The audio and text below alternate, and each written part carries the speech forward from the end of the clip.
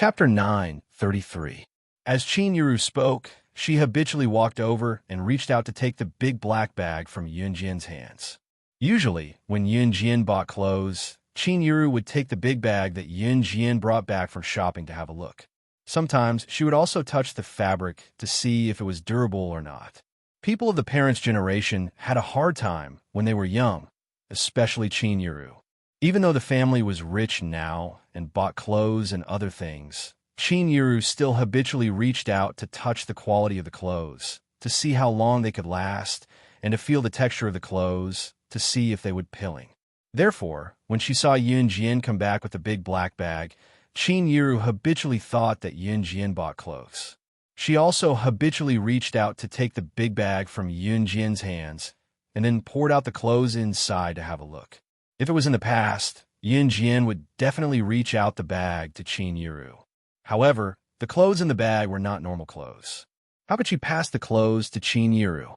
If Chinyiru saw the things in the bag, how could she explain it? Ahem, Mom. I just promised Guxian that I would go play with him. I will put the things upstairs first. As Yunjian spoke, she carried the big black bag and ran upstairs as fast as she could. This child, why are you running so fast? Mom is not the plague. Chinyiru smiled with relief. From her expression, it could be seen that Chinyiru did not suspect anything. After a while, Yunjian came downstairs, but Yunjian did not have the big black bag in her hands. Chinyiru naturally did not suspect anything.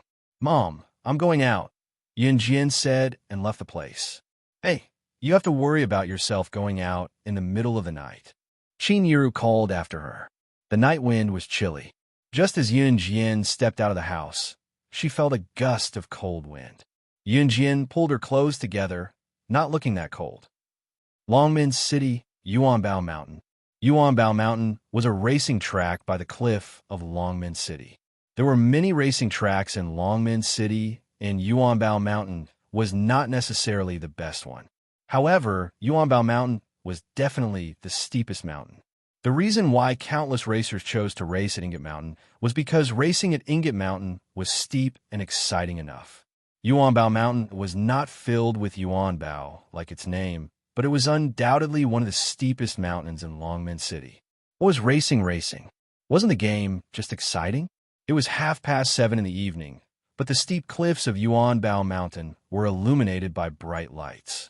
The racer's race was just the racer's race. Guxian was still standing where he was, checking his racing car with his two friends to see if it was fully equipped. This Maserati was recently remodeled by Corentin. Guxian was here today to see if this Maserati was good or not. Xian, it'll be our turn soon. One of Guxian's two friends said to Guxian. Guxian had brought 3 friends home this time. One of them was Shun Jie, who was hospitalized after being beaten up by Yunjian. The other 2 were not bad. Guxian nodded and put on his helmet. Just as he put on his helmet, a group of people who looked more like hooligans than Guxian surrounded Guxian and his friends. The hooligan who stood at the front had a scar on his face, adding to his ferocity. Chapter 9:34. Guxian himself had dyed his hair red, yellow, blue, and green. He looked no different from a local ruffian. His red, yellow, blue, and green hair made Guxian look like a gangster. Therefore, when these gangsters surrounded Guxian, they treated Guxian as one of their own, but from a different faction. When people of the same trade met each other, they would usually treat each other like enemies. Therefore, these gangsters who surrounded Guxian looked ferocious. One of Guxian's 2 friends was a foreigner, while the other was from Country Z. Including Guxian himself, there were only 3 of them. Guxian's eyelids twitched when he was surrounded by these people. The gangster who stood at the front had a scar on his face and a crew cut. He looked strange as well. Standing in front of Guxian, he was much shorter than Guxian. It was probably because he could only see Guxian's chin when he raised his head. This made the gangster with a scar on his face and a crew cut very dissatisfied. F***CK. How dare you look down on me? Do you know who I am? Do you know Falcon Hall in Longmen City? My big brother is one of the higher-ups in Falcon Hall. Who the F***CK do you think you are?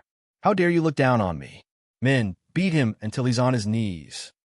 The crew cut hooligan opened his mouth very arrogantly to show off his power. We're new here and don't know the ways of the world. Please bear with us. Guxian was smart enough to speak up when he thought of this. If they were overseas, Guxian would have formed many gangs, but there were only 3 of them who came back this time. The best fighter, Shun Jie, had already been sent to the hospital by Yun Jian. There were only 3 of them left now. Guxian knew that it was useless to put on a brave front, so the best thing to do now was to make peace with these people who were obviously here to cause trouble. At least you have a good eye. The crew cut man sneered at Guxian. He looked up at Guxian, spitting saliva all over Guxian's face. Guxian knew that the other party had the advantage in numbers, so he could only swallow his resentment. Next match, You're going to compete with our brother Guang, aren't you? The crew cut man finally got down to business. Before Guxian could say anything, the crew cut man continued. If you dare win our brother Guang in that match, don't think about leaving this place today. I'll make sure you won't be able to come back alive. The crew cut guy threatened fiercely. As he spoke, the man with the crew cut walked around Guxian and stopped in front of the Maserati. The crew cut guy led a group of people to the front of the Maserati. He patted the sports car and said even more arrogantly, Yo, this car is not bad, right? Lend it to our brother Guang. How about it? He did not allow the other party to refute him. Guxian clenched his fists. He could not hold it in any longer. Screech. At this moment, a fiery red limited edition Ferrari sports car suddenly rushed up from the bottom of the hill. The sports car was like a gust of wind. Its speed was maximized, and it arrived in front of the crowd at lightning speed. The crew cut man and the others were stunned. Even Guxian was shocked. Whose car was this? How could it be so fast? It was twice as fast as Mr. Cornton's modified Maserati. In other words, it was 4 times better than an ordinary sports car. Guxian was also shocked. However, at this moment, the door of the Ferrari sports car opened and Yun Jian stepped out of the car. She turned off the listening device installed in the Maserati sports car to eavesdrop on the conversation between Guxian and the hooligans. As soon as she got out of the car, Yun Jian leaned lazily against the side of the Ferrari sports car. Looking at the hooligans, her eyes instantly turned cold. Chapter 9:35. From Yun Jian's appearance to Yun Jian's words to protect him, Guxian's heart was beating wildly. This was different from love and friendship. This was a form of protection from family. Guxian was not afraid to admit that at this moment, he felt tears welling up in his eyes. It felt as if his heart was suddenly hit by a warm wind. Guxian had never experienced such a feeling before. His eyes could not help but turn red. Even his biological mother had never protected him like this. Today, Yun Jian, his sister who was not related to him by blood, actually stood out to protect him. Because he was momentarily moved, Guxian did not even notice that Yun Jian had said a falcon hall. Because Yun Jian was young, the crew cut guy and the rest did not even notice that Yun Jian had said my falcon hall. However, it was undeniable that Yun Jian's speed had indeed shocked the crew cut guy and the rest for a while. However, when they thought about it and saw Yun Jian's delicate and beautiful face, the crew cut guy and the rest suddenly relaxed. Yo, where did this little girl come from? Why is she so pretty? The crew cut guy whistled, then led his group of hooligans to Yun Jian's side and surrounded Yun Jian. What are you doing? Seeing this, Guxian forgot about his initial intention of showing weakness. Although it was obvious that Yun Jian was very skilled when she beat up Shun Jie, Guxian only treated Yun Jian as a younger sister who should be protected. Guxian quickly rushed in front of Yun Jian and blocked the crew cut guy and the rest. Hey kid, do you have a death wish? The crew cut guy cackled when he saw Guxian shielding Yun Jian. These hooligans were notorious in Longmen City. They liked to tease pretty girls when they saw them and take them away by force when they got the chance. It was even common for them to rape a girl together. In spite of this, they were from Falcon Hall, and the boss the crew cut guy mentioned was a higher up in Falcon Hall. Therefore, no one dared to stop them even when they were stirring up trouble. Clenching his fists, Guxian gritted his teeth and said, You guys can take the car. Mr. Cornton modified it. Guxian loved the Maserati sports car that Cornton had modified, to the point that he loved it as much as his own life. If Yunjian had not shown up today, Guxian would not have handed over the car, even if he had to fight these hooligans to the death. After all, Guxian's love for this Maserati exceeded his love for his own life, because it was Corentin who had personally modified it. However, Yunjian had shown up today. Looking at the crew cut guy and his gang, Guxian knew that they looked at Yunjian differently. Yunjian was skilled and had even entered her father's military training camp. However, no matter how good Yunjian was, she was only a girl. There were about a dozen people in the crew cut guy's gang. How could they possibly be a match for them? Therefore, Guxian reluctantly gave up the car and would rather have the crew cut guy drive the Maserati away to divert their attention from Yunjian before leaving with Yunjian. In short, the crew cut guy and his gang must not turn their attention to Yunjian. Yo, kid, you actually have a sports car modified by Mr. Corentin? The crew cut guy jumped in surprise and went to touch the Maserati. Chapter 9:36. The crew cut guy did temporarily shift his gaze from Yunjian to the Maserati, but it was only temporary. How could the crew cut guy let go of a girl's looks when he had taken a fancy to her? Sister, what are you talking about? Guxian was shocked by Yunjian's words. He quickly turned to the side and whispered to Yunjian in the softest voice. Guxian had learned a lot of martial arts, but he knew that he was no match for the crew cut guy, who was originally a hooligan and was good at fighting. He had not reached the level where he could take on more than 10 people. Moreover, a great man knew when to yield and when to stand tall. Originally, Guxian did not intend to tolerate being insulted to this extent. However, he had to tolerate it now. He still had Yunjian on his side. Moreover, wasn't it all because of Yunjian that Mr. Corentin could modify the Maserati sports car? Just based on this point, Guxian would protect Yunjian at all costs. It was because he was Yunjian's brother now, too. However, while Guxian was doing this, the crew cut guy finally reacted to Yunjian's words. F***CK. How dare you say that my hands are dirty?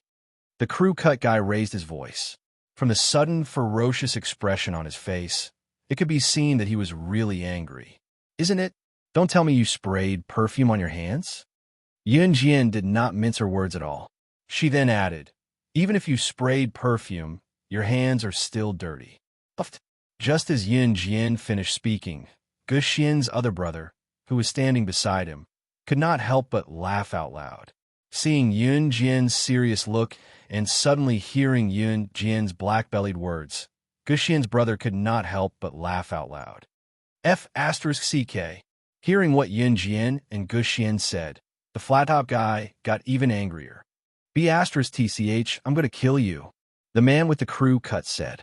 He raised his hand and wanted to rush over to give Yunjian a slap.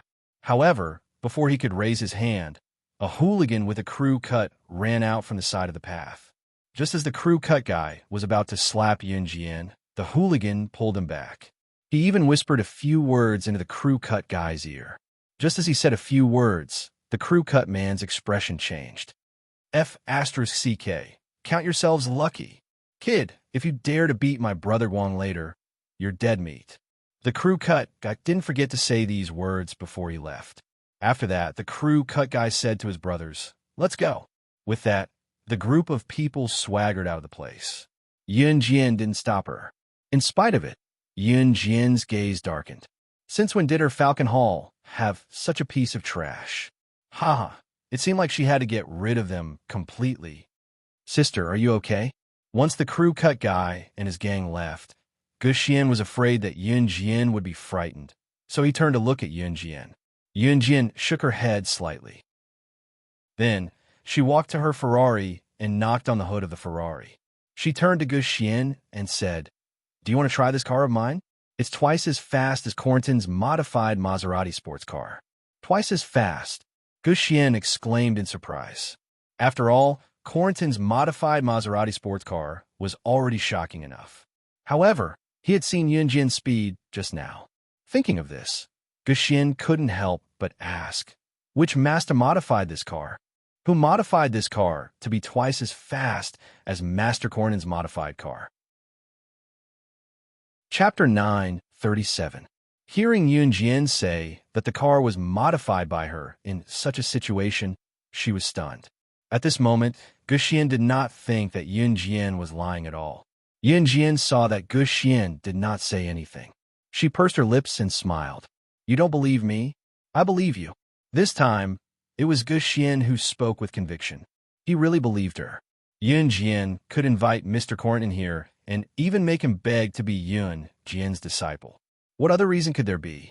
There was no other reason except that Yun Jian had more advanced mechanical skills than Mr. Cornton. Yun Jian pursed her lips and smiled. Then she patted her Ferrari sports car and finally said to Gu Xian, Go ahead. Don't worry about winning the race. With me around, those people won't dare to do anything to you. Gu Xian felt a warmth in his heart when he heard Yun Jian's words.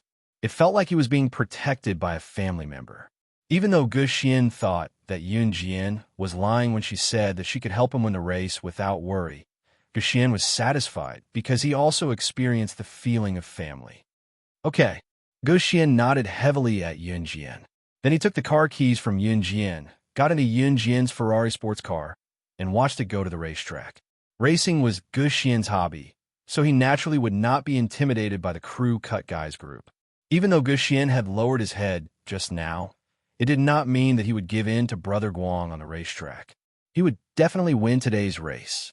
As she watched Ji Xian drive away, Yun Jian suddenly crossed her arms. She turned her head and glanced at the two Gu Xian buddies who were still standing there. You're not leaving? Yun Jian took 2 steps towards the edge of the racetrack. Then she turned her head to look at the 2 people. Leave? Where are we going? Gu Xian's 2 buddies looked honest and considerate. One of them was a foreigner, and the other was from Country Z. Perhaps it was because they had seen Yun Jian's strength before, so when they saw Yun Jian, they stood respectfully. Let's go to the starting point of the racetrack to watch the race, Yun Jian said as she led the way to the starting point of the racetrack. The 2 men from Gu Xian were stunned. In the end, they followed Yun Jian to the starting point of the racetrack. Many people had gathered at the starting point of the racetrack. Yuanbao Mountain had specially set up a spectator stand to allow those who were interested in racing to watch the race. Of course, there were many large screens hanging in front of the spectator stands. These screens showed the steep and winding mountain range of Yuanbao Mountain. Yuanbao Mountain's competition points were specially managed by the organizers. On the winding mountain range of Yuanbao Mountain, there were surveillance cameras set up at every point. And these surveillance cameras captured the racers' paths, which would be reflected on the large screens in front of the spectator stands. As long as one sat on the spectator stands, they would be able to see the entire race. You? Where are you going? Seeing that Yun Jian did not walk to the spectator stands, one of the 2 men from Gu Xian, who was from Country Z, could not help but ask. I'm going to place a bet. Yun Jian pursed her lips and smiled. Then Yun Jian's figure flashed. Not long after, she arrived at the place where bets were placed. Racing was an exciting and fun game. However, there were also betting stations set up at the racetrack. In other words, for one-on-one racing, those who did not participate in the race could come here to place a bet on which side would win. If the side who bet won, then they would receive the corresponding compensation. Chapter 9:38. Seeing Yun Jian walk over to the betting station, Gu Xian's 2 buddies hesitated for a moment before following her. At this moment, the betting station was already full of people. Other than watching the racing competition, most people would choose to come here to place their bets. Everyone liked these kind of exciting bets. But the people standing at the betting station were all men without exception. Generally, women wouldn't come here to place their bets, so the people standing at the betting station were all men. So when Yun Jian walked over, she became the focus of everyone's attention. Because just by looking at Yun Jian's appearance, one could tell that she was young. Everyone present could tell at a glance that Yun Jian was underage. Hey, little girl, are you here to place your bets too? Why don't you go home early and come here to place your bets? This is what adults do. Go away, go play somewhere else. Seeing Yun Jian walking over, one of the men who was waiting in line to place his bets waved at Yun Jian. This man was probably bored, so when he saw Yun Jian walking over, he wanted to tease her. It was a good opportunity for the people around to see that an underage girl actually came here to place her bets. Hearing the man's voice, the people around turned to look at Yunjian. Even the manager of the betting station couldn't help but step forward to persuade Yunjian when he saw her. "Little girl, the viewing platform is over there. You've gone to the wrong place." Upon hearing the manager's words, the surrounding group of people also retracted their gazes. If this little girl had gone to the wrong place, then it would be fine. But if such a young girl really came here to place her bets, then it would be scary. Just as the people around thought of this, Yunjian had already arrived in front of the betting station. The people who had just looked away couldn't help but look at Yunjian again, and at this time, they were all shocked. Could this underage girl really be here to place her bets?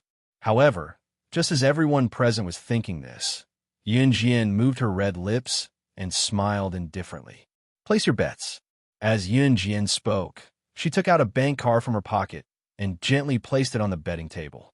As soon as they heard that Yunjian wanted to place a bet, the surrounding people didn't care about Yunjian cutting the queue at all. What was wrong with this world? Even underage girls came here to place bets? However, just as everyone thought of this, Yunjian's voice sounded again. 10 million for the red Ferrari sport car over there." Yunjian pointed at the Ferrari in the distance that was ready for the race. Guxian was already waiting in the preparation area. The next round would be between him and Brother Guang. However, when Yunjian uttered the words 10 million, everyone around her took a deep breath. 10 million? 10 million. Heavens, did they hear it wrong? The people who were lining up to place their bets were either the bosses of some companies or the sons of very rich families, or some workers who were looking for entertainment and didn't have much money in their pockets. Of course, the bets were not divided into big or small, but the highest record of betting here was only a few million. At the very least, the group of people standing in front of her would only bet a few 100,000 at most, with tens, hundreds, or thousands of yuan at most. Originally, the people present felt that it was strange enough that an underage girl like Yunjian came here to place a bet. But what did she say? 10 million? Was this a joke? Chapter 9:39. Even if it was 10 million Chinese yuan, it was the fortune of Longmen City's big boss. After all, such an amount was already considered huge in 1999. Back then, those who had more than 1 million yuan in savings were called millionaires. That was how millionaires came to be. It was different from modern times. If one had 1 million yuan back then, they would be at the top of the world. What about Yunjian? She wanted to bet 10 million right off the bat. She even added US dollars at the end. If converted to Chinese yuan, it would be 60 million yuan. Oh my God, 60 million yuan was close to 100 million yuan. If it was 1999, 100 million yuan worth of assets would definitely make the list of the richest people in Longmen City and even the entire Zhe province. Hearing Yunjian's words, the two men from Guxian nearly fell to the ground in shock. Guxian's two buddies had originally planned to bet a few hundred yuan on Guxian. However, compared to the 60 million yuan that Guxian's younger sister had bet, the men from Guxian stuffed a few hundred yuan back into their pockets quietly. "Little girl, this..." The manager of the betting station had never met anyone who bet 60 million yuan in one go. He was stunned by Yunjian's action and only stuttered after a while. "You can register now." Yunjian did not care about the manager's reaction as she urged him. The staff member's hands trembled, but he accepted the card anyway and said out of goodwill, "I'm sorry, but I'm sorry, but I'm sorry, but I'm sorry. Little girl, do you really want to bet on that red Ferrari?" The person who's going against the Ferrari is a higher-up in Falcon Hall. People call him Brother Guang. He's famous, and he's never lost since he came to the racetrack. I'll bet on it," Yunjian said before the manager could say anything else. "All right." The manager naturally listened to Yunjian and went through the procedures for Yunjian with trembling hands. After Yunjian placed her bet, she took the betting slip and went to the viewing platform. "Sister Guxian, I'll buy you a bottle of juice. There's a vendor over there with a cart." One of Guxian's buddies walked up to Yunjian and flattered her. "No need." Yunjian pursed her lips and smiled at him. Then, she walked into the viewing platform. From the viewing platform, one could clearly see the winding racing track of Yuanbao Mountain on the large screens in front of them. At this moment, the red Ferrari driven by Gu Xian was already side by side with the Audi sports car driven by Brother Guang. It's starting, it's starting. The two guys from Gu Xian hugged each other and screamed excitedly. Yun Jin crossed her arms in front of her chest as she watched the Ferrari and Audi race side by side, until the referee pointed the air gun at the sky and fired. At the same time, he waved the little red flag in his hand. Then the two sports cars drove out at the same speed as the wind. After just a short while, the red Ferrari sport car had a huge lead over the Audi sports car. The two sports cars quickly disappeared from everyone's sight. Then, they appeared on the large screens in a short while. After a few dozen turns, the Audi sports car was about to catch up. It had to be said that Gu Xian's driving skills were still lacking. However, the Ferrari sport car speed allowed Gu Xian to be one step ahead. There was a turn at Yuanbao Mountain that could avoid the large screens that the audience was watching. At this moment, Brother Guang, who was driving the Audi sports car, looked fiercely at the red Ferrari sports car that he was following closely but could not overtake. Brother Guang suddenly smiled evilly. He suddenly thought of an idea. Chapter 940. At this time, Gu Xian, who was driving the Ferrari in front of Brother Guang, did not realize that he had been targeted by Brother Guang. He had never considered the possibility of danger before. Car racing was a thrilling competition, and at the same time, there was a certain degree of danger in racing. Especially when racing on a dangerous cliff like Yuanbao Mountain, if the car was not careful, it could crash down the cliff. Yuanbao Mountain was a mountain that was hundreds of meters above sea level. If the car crashed down the cliff, there was only one result for the person, and that was to be smashed to pieces. Therefore, under such circumstances, even if the racer did something to the other racer, no one would know. Brother Guang gave a sinister smile. The corner of the hill was in front, and there were no surveillance cameras at that corner. If he did not slow down and instead sped up, he could catch up to Gu Xian's Ferrari. At that time, even if he did not knock the Ferrari off the cliff, he could break the brakes of the Ferrari. At this moment, the corner without any surveillance cameras appeared. Brother Guang's lips curled into a sinister smile. He slammed on the accelerator when Gu Xian's Ferrari began to slow down. There was a sea of people in the spectator stands. Everyone was watching this exciting race, and they were all excited. Suddenly, the two sports cars on the screen turned into the corner of the hill and disappeared from the screen in the next 10 seconds. This was a stage deliberately set up by the organizers to make everyone feel the tense atmosphere of the race. The purpose was to let everyone guess which car would be in the lead after 10 seconds. Therefore, the organizers did not set up surveillance cameras at this corner. Before the Audi sports car disappeared, Yun Jin had a nagging feeling that something was off. At the same time, Yun Jin felt her eyelids twitch wildly, but she did not think too much about it. 10 seconds later, the Audi sports car rushed out of the corner and took the lead. The commentator, who was standing furthest away, changed his way of explaining. He used a surprised expression to describe what was happening in front of him.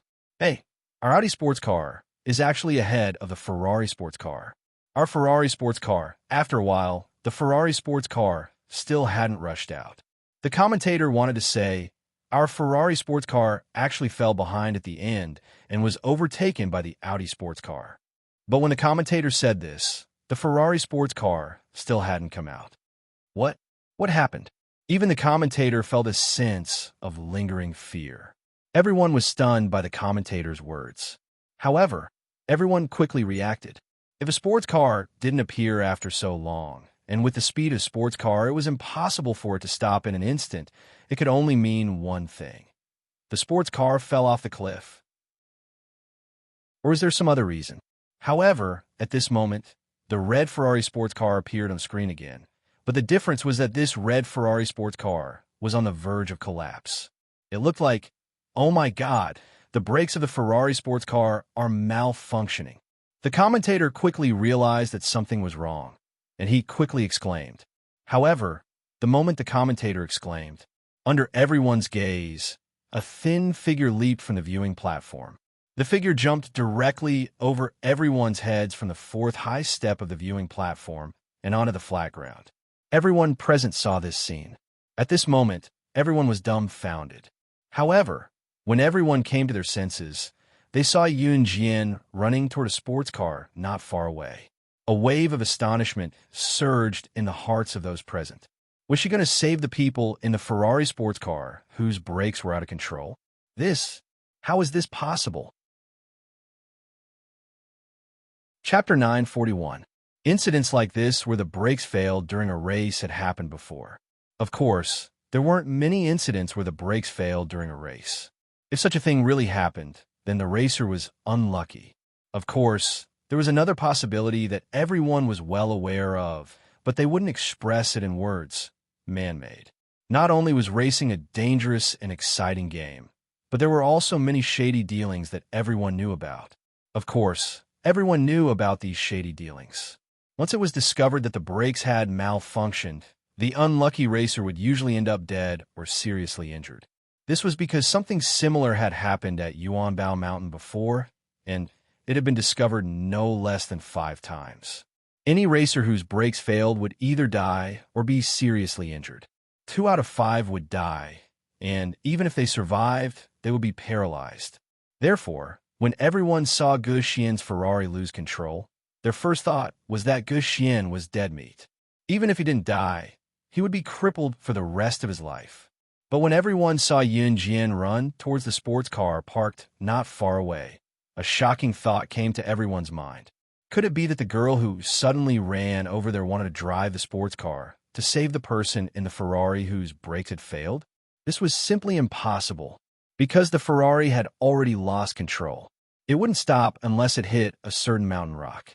However, if this Ferrari sports car were to crash into some mountain rock, then the person sitting in the Ferrari sports car would definitely be seriously injured, if not dead.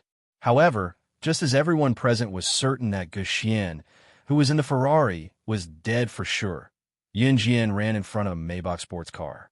The Maybach sport car was parked next to the racetrack, and a man in his 30s was standing next to it, wiping the Maybach sports car. Yun Jian walked over and sat directly in the Maybach sports car with its door open. She said to the car owner, "Lend me your car for a while." Then, Yun Jian stepped on the accelerator, and the Maybach sports car shot out like a bolt of lightning. Hey! The man in his 30s, who was the owner of the Maybach sports car, waved at Yun Jian, but the car had already been snatched away by Yun Jian. The car owner, who was standing in place, was dumbfounded. He swallowed in shock and sighed deeply. Are all girls so fierce nowadays?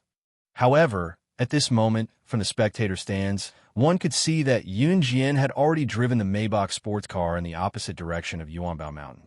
Gu Xian, Brother Guang, and the others were driving along the racetrack, but Yun Jian was driving in the opposite direction.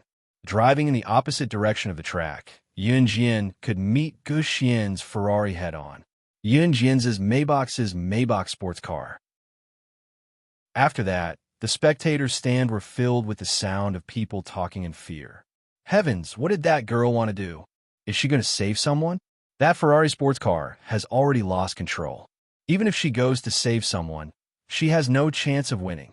I feel like she's going to die. The spectators on the spectator stands watched nervously as Yun Jian disappeared from everyone's sight. Not long after, she appeared on the large screen again. Chapter 942.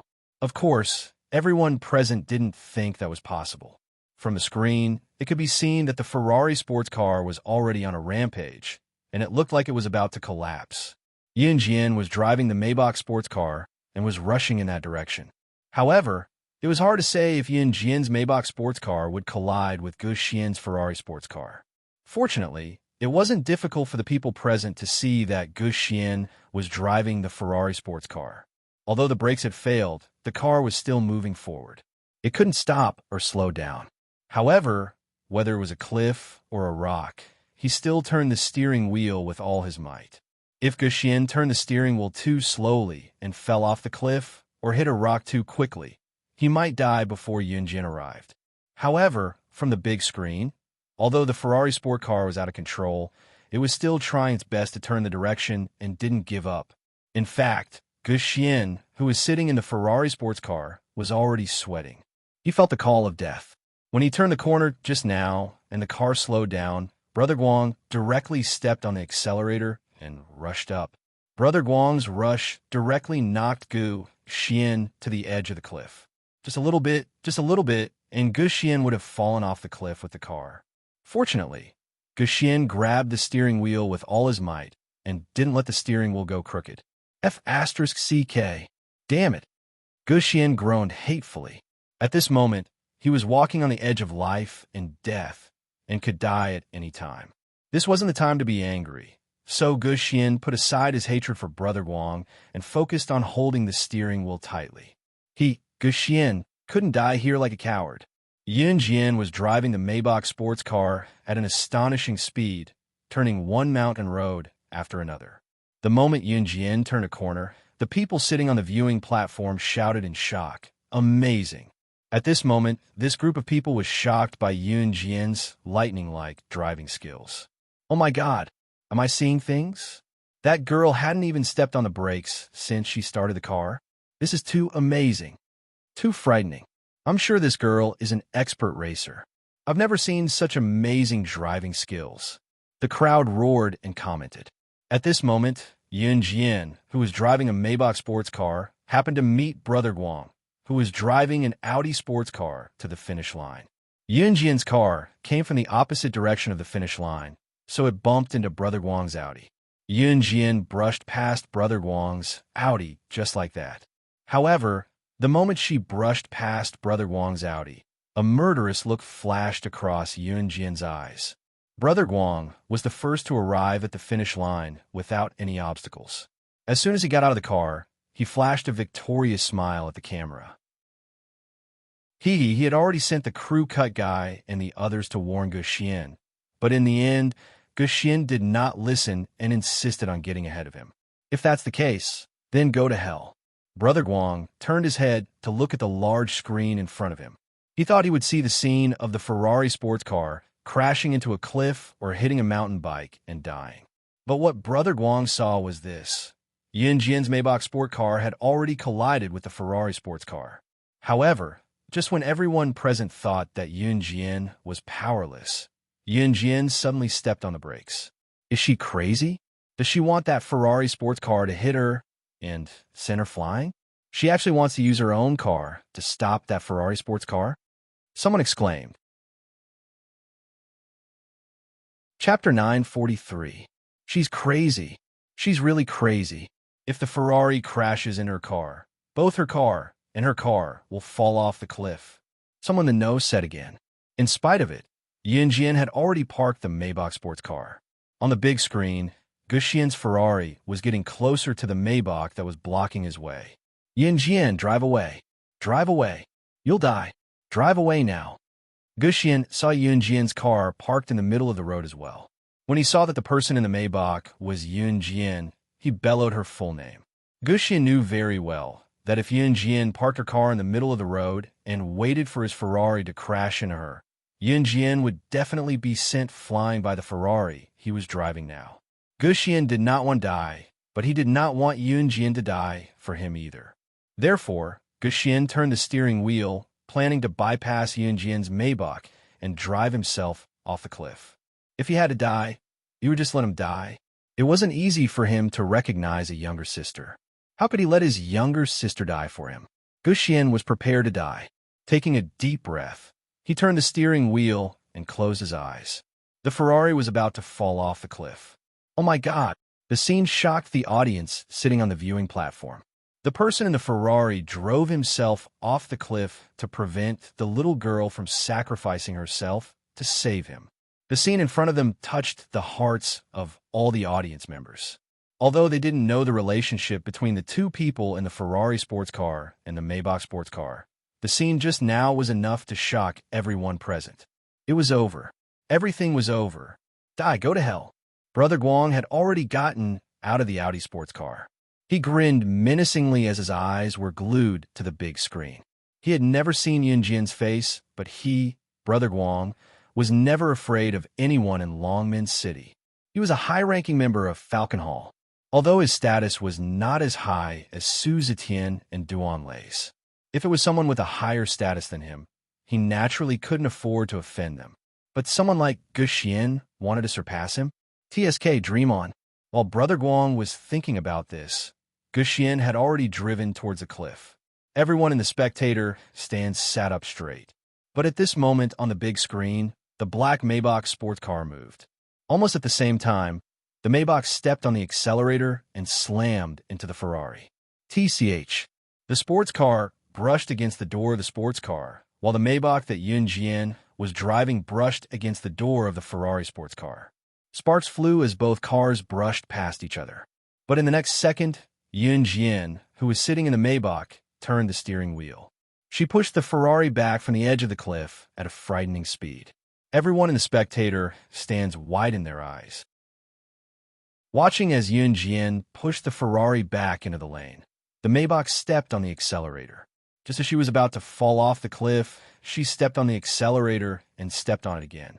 However, the Maybach did not stop moving forward after it stepped on the accelerator. The Maybach sports car caught up with the Ferrari sports car in reverse. Under everyone's gaze, the Maybach sports car crashed into the side of the Ferrari sports car. The two cars were close to each other as sparks flew. Finally, at a corner, a horrifying scene occurred.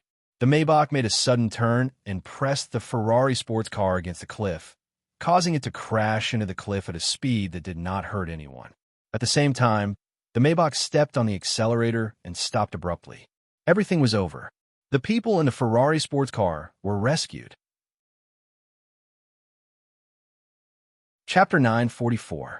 Yun Jian had crashed the Ferrari sports car into the rock at a special angle, allowing Gu Xian to avoid being injured.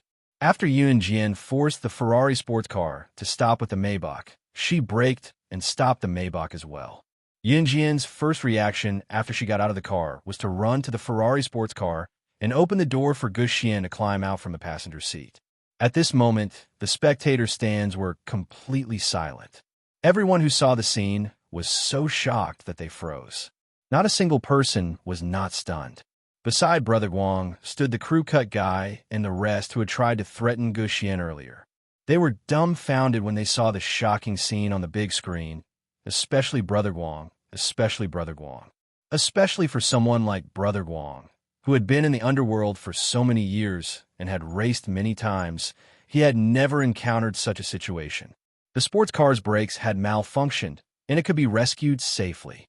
Yun Jian had used the Maybach sports car to forcefully stop the Ferrari sports car, whose brakes had malfunctioned. As it turned out, the scene had shocked everyone present. Such a feat was unheard of even in the entire Zhe province and country Z, let alone Longmen City. How good must one's driving skills be to be able to pull it off? After all, the Maybach sports car had rescued the Ferrari sports car from the edge of the cliff. The Ferrari sports car had initially planned to fall off the cliff by itself, but what happened in the end?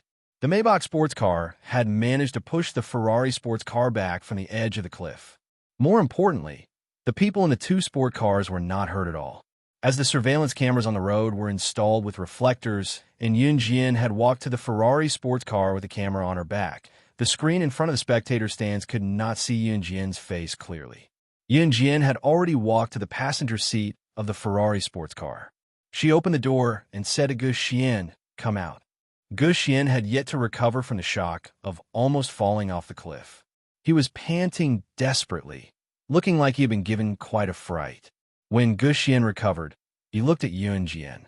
The moment he turned his head, he saw the front of the Ferrari sports car had crashed into the rock and was dented. The car was damaged. "Sister, I'm sorry. I damaged your car." Gu Xian lowered his head in self-reproach. "Isn't it just a scratch? The car can be repaired if it's damaged. Mine has been wrecked hundreds of times. It won't make a difference to you this time," Yun Jian said with a lazy smirk with her arms crossed. In her previous life, she drove this car whenever she went out on a mission. This Ferrari sports car had been scrapped hundreds of times, but it was always repaired by her until it was as good as new. Gu Xian's head snapped up when he heard what Yun Jian said, and he eventually got out of the Ferrari sports car under her gaze. The crowd in the spectator stands had all reached the finish line. Yun Jian drove Gu Xian back to the finish line in the Maybach sports car. Everyone in the spectator stand screamed as they watched Yuan Jin drive back. Her astounding driving skills just now had made her the god of racing in their hearts. After Yuan Jin and Gu Xian got out of the car, two of Gu Xian's buddies came over to help Gu Xian. Yuan Jin, on the other hand, went straight to Brother Guang and the others who had fled. Brother Guang and the others were about to flee, but just as they were about to carry Yuan Jin away, Yuan Jin's voice came slowly. "Where do you think you're going?" Her voice was like a demon from hell. Although Brother Guang had never seen Yuan Jin's face, he could not help but tremble violently with Yuan Jin on his back. In spite of it, Brother Guang still said arrogantly as he turned around, "Do you think you're—" Just as he said that, Brother Guang caught sight of Yuan Jin's face. Once he saw Yuan Jin's face, Brother Guang fell to his knees with a thud. His eyes widened in fear as he stuttered, "Sister Jian, Sister Jian." Chapter 945. Brother Guang had never caught a glimpse of Yuan Jin's face from start to end. From Yuan Jin's appearance, to snatching the Maybach sports car, to save Gu Xian, she had never shown her face on camera. Naturally, the audience watching from the viewing platform did not get a clear look at Yuan Jin's face as well. It was not until Yuan Jin was completely exposed to the public and called out to Brother Guang and his gang who were about to flee that the audience finally got a clear look at her face. Of course, this was not a big deal. Most importantly, Bro Guang had just turned around aggressively with the attitude that he would not stop until he caused trouble for Yuan Jin today, but the moment he turned around, Yuan Jin's expression changed drastically. When he turned around, Brother Guang had actually knelt down in front of Yuan Jin at an even faster speed. What was going on? Why was Brother Guang calling this girl Sister Jian? Sister Jian? Everyone knew that Brother Guang was a member of the mafia. Today, however, he had actually knelt down after getting a clear look at Yuan Jin's face. While the audience was surprised, the crew cut guy and his gang were equally terrified. Brother Guang was a higher-up in Falcon Hall. He had never been afraid of anyone since he joined the racing scene. Why was he kneeling down like a weakling when he saw Yuan Jin today? "Brother Guang, what game are you playing? I told you just now that this be Asterisk TCH, said my hands were dirty. I didn't have Asterisk King kill her just now. I'll do it to her right now." The crew cut guy had a conflict with Yuan Jin previously, so he held a strong opinion of Yuan Jin. Seeing Brother Guang kneeling down in front of Yuan Jin, the crew cut guy did not react at all. He even walked toward Yuan Jin as if he would lose face if he did not beat up Yuan Jin. Brother Guang had heard the crew cut guy complain about what happened between him and Yuan Jin before. If it had been just now, Brother Guang would have been furious when he heard what the crew cut guy said. What about now? Brother Guang was a senior executive of Falcon Hall. He had been in Falcon Hall for a few years and had naturally seen the current boss of Falcon Hall. Obviously, Brother Guang had only seen Yuan Jin from afar, so he didn't recognize Yuan Jin. When Brother Guang heard that the crew cut guy was going to mess with Yuan Jin, he was so scared that he grabbed the crew cut guy. Brother Guang stood up and punched the crew cut guy in front of everyone. This punch sent the crew cut guy to the ground. "F***, shut your dirty mouth. If you dare badmouth Sister Jian in front of me again, I'll beat you to death." Brother Guang scolded the crew cut guy loudly. In fact, Brother Guang was thinking that he had actually challenged Sister Jian, the person who tried to kill Sister Jian with the car just now. When Brother Guang thought of this, his whole body trembled. Therefore, he thought that he could make up for it before things reached a point of no return. It'd be best to push all the blame onto the crew cut guy. In spite of it, Yuan Jin was not someone who could not see the truth. Watching Yuan Jin walk toward him, Brother Guang was shaking all over. Sister Jian, it's this guy's fault. You're a magnanimous person. Please don't." Brother Guang trailed off. Yuan Jin was already striding to Brother Guang and stomped on his chest right in front of everyone, sending him flying several meters away from his kneeling position. The people around them were terrified and bewildered. How dare this girl treat Brother Guang, who was a senior executive of Falcon Hall, like this? Was she not afraid of Falcon Hall's revenge? Just as they thought so, Yuan Jin's voice rang again. "Do you think I'm an idiot? Let me tell you The Ferrari sports car you just wrecked is my car. The person you want to kill is my brother. Chapter 946. My Falcon Hall. Everyone present latched onto these 4 words.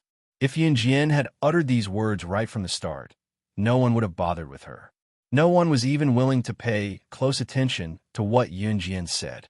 In spite of it, the extent of Brother Guang's fear of Yunjian had forced everyone to pay attention to Yunjian's every word and action. In addition, everyone knew that Brother Guang was a high-ranking member of Falcon Hall. As a high-ranking member of Falcon Hall, it was impossible for Brother Guang to cower like this upon seeing Yunjian unless he had met someone with a higher status in Falcon Hall. He had even knelt before Yunjian just now. You're from Falcon Hall, too? Hearing Yunjian, semi-Falcon Hall, the crew-cut man clambered up from the ground and went to Yunjian, staring at her in disbelief. It was also at this moment that Gu Xian looked at Yunjian with the same stunned gaze. Even when he was studying abroad, Gu Xian knew of Falcon Hall's existence. The current Falcon Hall was something that even the police could not do anything about. Moreover, rumors about Falcon Hall in the underworld had spread all over Longmen City. Gu Xian had heard about it once he returned to the country and was shocked as well. Judging by Brother Guang's reaction and Yunjian's tone, was Yunjian from Falcon Hall too? Of course, Gu Xian, including those present, would never compare Yunjian with Falcon Hall's boss, slaying Luo. After all, Yunjian looked too young and could hardly convince the crowd. Since you're from Falcon Hall, why haven't I seen you before? The crew-cut man's brows furrowed into a frown that looked as ugly as wrinkles. He questioned Yunjian at the same time. The crew-cut man was Brother Guang's lackey. Even someone of Brother Guang's status could only show half of his face among Falcon Hall's higher-ups. Even Brother Guang had only seen Falcon Hall's boss from afar. Moreover, Yunjian did not enter Falcon Hall's headquarters often. Su Zetian was usually in charge. Now that Su Zetian was heavily injured, Su Zetian's most trusted subordinate, Duan Lei, was in charge. Therefore, it was reasonable that the crew-cut man had never seen Yunjian. You didn't see me at Falcon Hall? Yunjian frowned slightly. Some of the men and boys in the room felt numb when they saw her ravishing beauty. Hearing Yunjian's words, Brother Guang, whose heart was tense, and the group of brothers who had just scolded Yunjian with a crew-cut guy all shifted their gazes. Everyone's eyes shifted to Yunjian. Even Gu Xian and Gu Xian's 2 buddies were no exception. Yunjian stood in the same place. Her long black hair flowed elegantly, and her high ponytail made her look full of energy. That's right. The crew-cut man was shocked by Yunjian's aura, but he reacted quickly and looked at her arrogantly. Get the hell out of my way. Damn it. Seeing the crew-cut man's behavior, Brother Guang was terrified again. How dare he act arrogantly in front of Falcon Hall's boss? Brother Guang wanted to slap the crew-cut man to death. At the same time, Yunjian's arrogant voice was heard again. You want to see me at Falcon Hall? Are you worthy? Raising her voice, Yunjian's arrogant words made everyone present feel respect for her. This young lady was so arrogant. Chapter 947. Are you even worthy? Yunjian's words made the crew-cut guy's heart clench. Any man would be angry to be addressed in such a tone, especially a man like the crew-cut guy who cared a lot about his reputation. Most importantly, Yunjian was still an underage girl at Yunjian's age, yet she stood in front of him and said that. You want to see me in Falcon Hall? Are you even worthy? The crew-cut guy was completely enraged by Yunjian. He did not even care why Brother Guang was so afraid of Yunjian anymore. Are you Asterisk King looking for death? I'm going to kill you today. I'm not human. The crew-cut guy was instantly enraged. He ignored Brother Guang's attempts to stop him and insisted on walking towards Yunjian. The crew-cut guy was his subordinate. Brother Guang knew that if the crew-cut guy offended Yunjian today, he would not be far from death. Brother Guang's heart skipped a beat. He was almost scared to death by the crew-cut guy's actions. However, just as the crew-cut guy was about to approach Yunjian, Brother Guang's angry roar was heard. Zhuo Ping, you're crazy. She's the boss of Falcon Hall. Do you still want to live here? Zhuo Ping was the crew-cut guy's name. Brother Guang called out the crew cut guy's full name. Brother Guang really had no other choice. That was why he had to say it out loud. If he did not say it out loud, Brother Guang was sure that the crew cut guy would definitely go against Yun Jian given his personality. However, going against Yun Jian and the boss of Falcon Hall, it was fine if the crew cut guy had to bear the consequences himself. But the problem was that he would be dragged down by the crew cut guy as well. The words Falcon Hall's boss caused an uproar in the crowd. Yun Jian, Falcon Hall's boss? Well, what kind of joke was this? The legendary Liu Osha, who turned Falcon Hall into the #1 gang in Jia province in just over half a year? This little girl in front of them? Don't forget that not long ago, Falcon Hall's boss, Rakshasa, had also taken the #1 gang in Jia province, Leopard Pack, under her wing. Half a year ago, Falcon Hall, which was the original Dragon Head gang, was at the bottom of the Jia province's gang rankings. However, Falcon Hall's Rakshasa only spent half a year to turn Falcon Hall into the #1 gang in Jia province. When this news was first spread, it completely shocked everyone. But what did Brother Guang just say? The woman who led Falcon Hall to become the #1 gang in Jia province was actually this underage girl? How is this possible? What? How is this possible? Who is she? She's the boss of Falcon Hall. The crew cut guy's feet froze on the spot. He stared blankly at Yun Jian, who was standing not far away. He was so shocked that his jaw almost dropped to the ground. This sudden attack made the crew cut guy's entire body tense up. He stared at Yun Jian in front of him, not daring to take another step forward. The people around them heard Brother Guang's voice clearly, and all of them stared at Yun Jian in shock. No wonder she was so good at driving. They did not expect her to be Falcon Hall's boss. How can it be fake? I saw it with my own eyes. Brother Guang closed his eyes, then collapsed to the ground as if paralyzed. Brother Guang knew that he would not be able to escape from Yun Jian this time. He had almost pushed the brother of Falcon Hall's boss off the cliff. He had even damaged her Ferrari sports car. Brother Guang was sure that he was not far from death just based on these 2 points. Hearing Brother Guang, a senior member of Falcon Hall, say so, everyone present gasped. Looking at the little girl before them, she was really Falcon Hall's boss, Rakshasa. They did not expect Falcon Hall's boss, Rakshasa, to be so young. Chapter 948. While everyone was still in shock, Yun Jian had already walked up to Brother Guang and the gang. You guys know Falcon Hall's rules as well, Yun Jian said, her meaning clear. Hearing Yun Jian's words, Brother Guang knew that he was done for. Based on the way Yun Jian dealt with people back then, he knew that they were probably doomed this time. Back then, Flying Passage's boss had sent a sniper to injure Su Zetian severely, forcing him to the brink of death. After Yun Jian rescued Su Zetian by force, she went to Flying Passage alone without a word and annihilated the entire gang. With this incident alone, Brother Guang knew that he was doomed this time. Falcon Hall had made it clear that no one from Falcon Hall was allowed to use Falcon Hall's name to stir up trouble outside.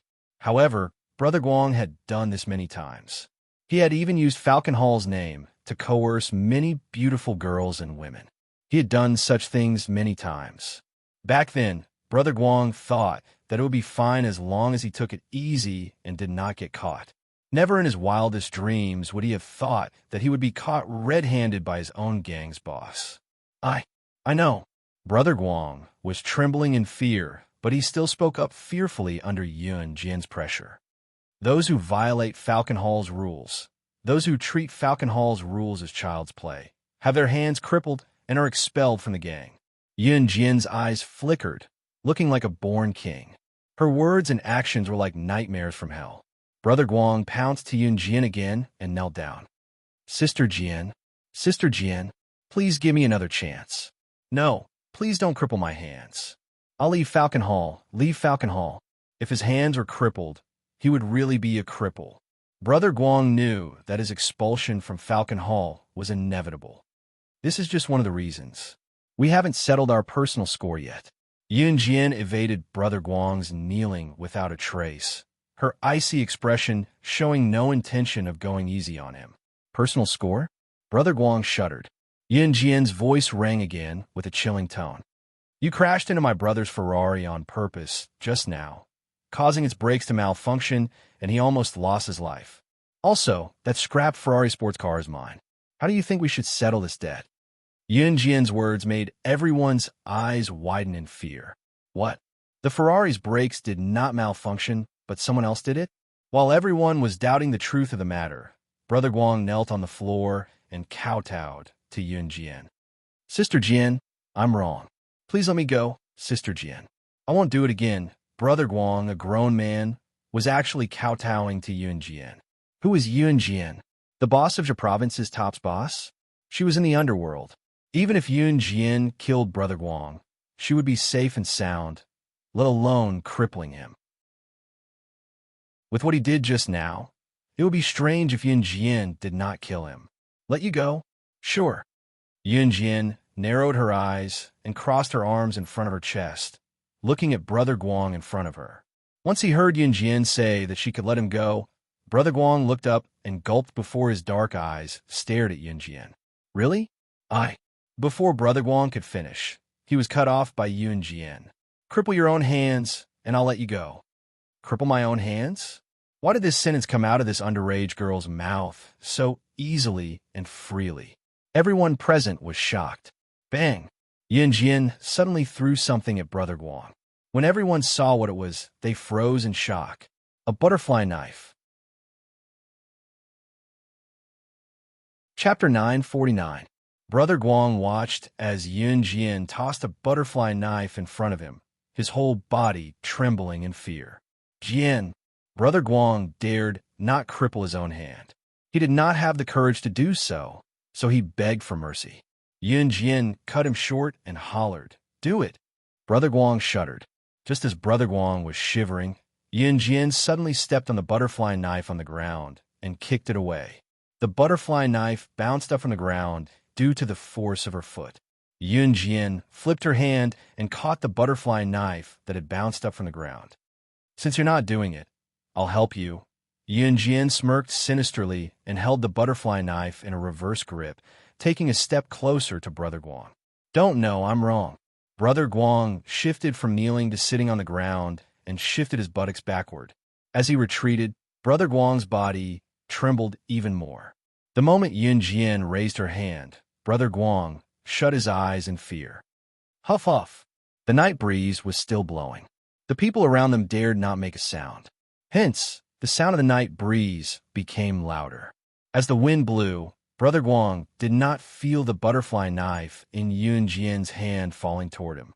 When he opened his eyes, he saw Yunjian walking away. He sucked in a breath and saw Yunjian and Guxian walking away.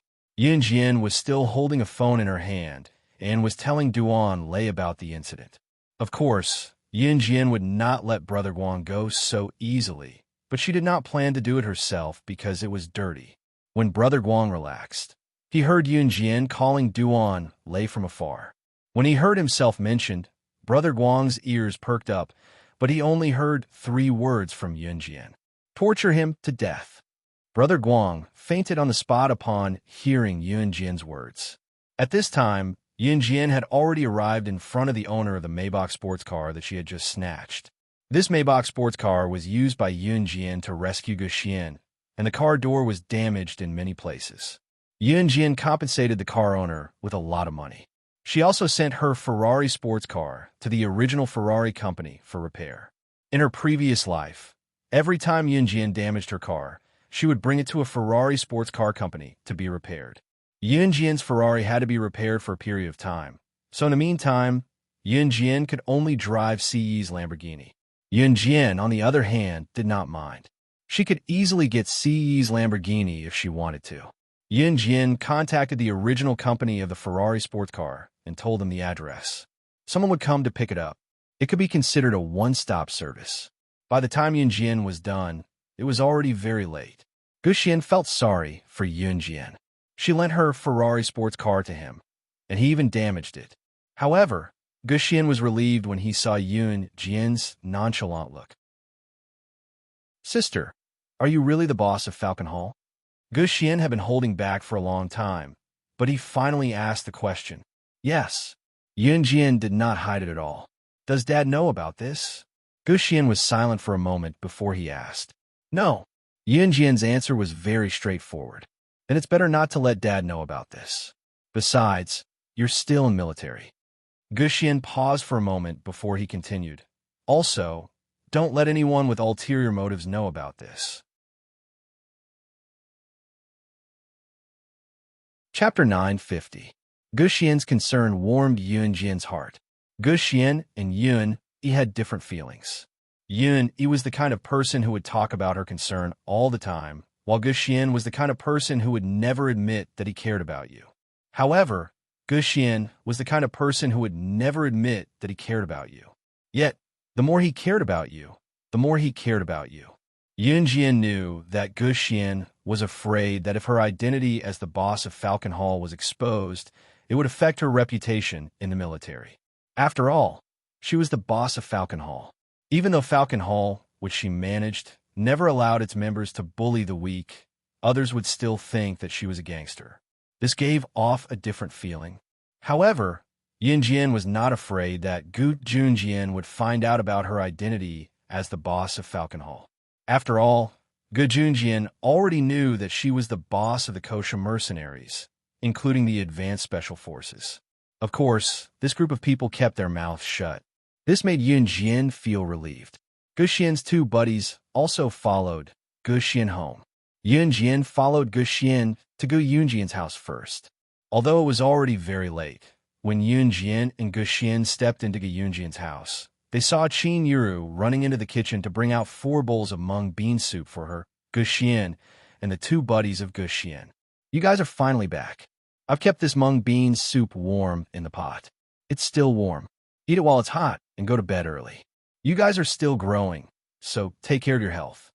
As Qin Yuru spoke, she made 2 trips to the kitchen to bring out the 4 bowls of mung bean soup and place them on a long table in the living room. Okay, Yun Jian nodded. Thus, the 4 of them walked over to take the mung bean soup. When Gu Xian drank the mung bean soup, Yun Jian saw an obvious teardrop drop from the corner of his eye, which then fell into the bowl. Gu Xian had never experienced maternal love.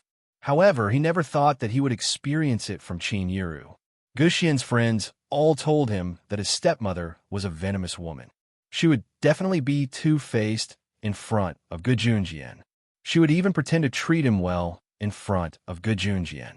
However, Qin Yuru gave him a different feeling. Gu Xian did not know why he was so certain that Qin Yuru treated him differently. Perhaps it was because Qin Yuru treated him the same way in front of Gu Junjian. The feeling that Qin Yuru gave people was that kind of mild kindness. Although this feeling was ordinary, it gave people a feeling of happiness and warmth. Thus, Gu Xian cried. However, he hid it very well. Other than Yun Jian, no one else saw his tears. At this moment, Gu Xian made up his mind. He would use his heart to repay Qin Yuru. From now on, Qin Yuru was his mother, Yun Jian was his sister, and Yun, he was his brother. They were a family. After eating the mung bean soup and returning to Dong Ruan's house, Yun Jian fell asleep immediately. See, he had not returned from an Han group yet. Although the night without sea was less warm, Yun Jian could still sleep. The next day, after returning home from her morning exercise with Zhang Xiaofeng and Yun Jian changed into a clean set of clothes and went to meet Ning Lanlan at the usual place. She did not forget that she had promised to go to the zoo. Yun Jian saw Ning Lanlan standing there from afar.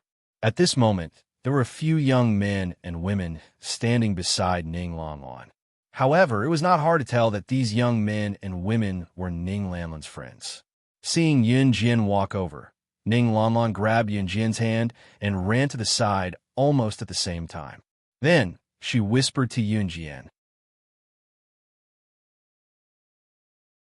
Chapter 951. Ahem. Yun Jian coughed softly when she heard Ning Lanlan's words. However, before Yun Jian could say anything, another girl called out to Ning Lanlan. Lanlan, what are you whispering to this beautiful big sister behind my back? Just as she said that, a sweet-looking girl with big, sparkling eyes walked over from the side. The girl put her arm around Ning Lanlan's shoulder and looked at Yun Jian with a grin. Hi, I'm an MO, Lamlin's good friend from school. That's my younger sister, and Nua. She's a little shy. Don't mind her. The girl started introducing herself excitedly with her arm around Ning Lamlin's shoulder.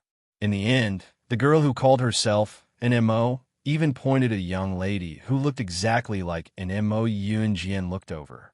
Her gaze stopped on an MO and paused for a moment before stopping at Nua, who looked a little shy not far away. Yunjian raised her brow. It was rare for her to be in the mood. She curled her lips and asked despite knowing the answer. Twins? An MO and a Nua's looks could be said to be carved from the same mold.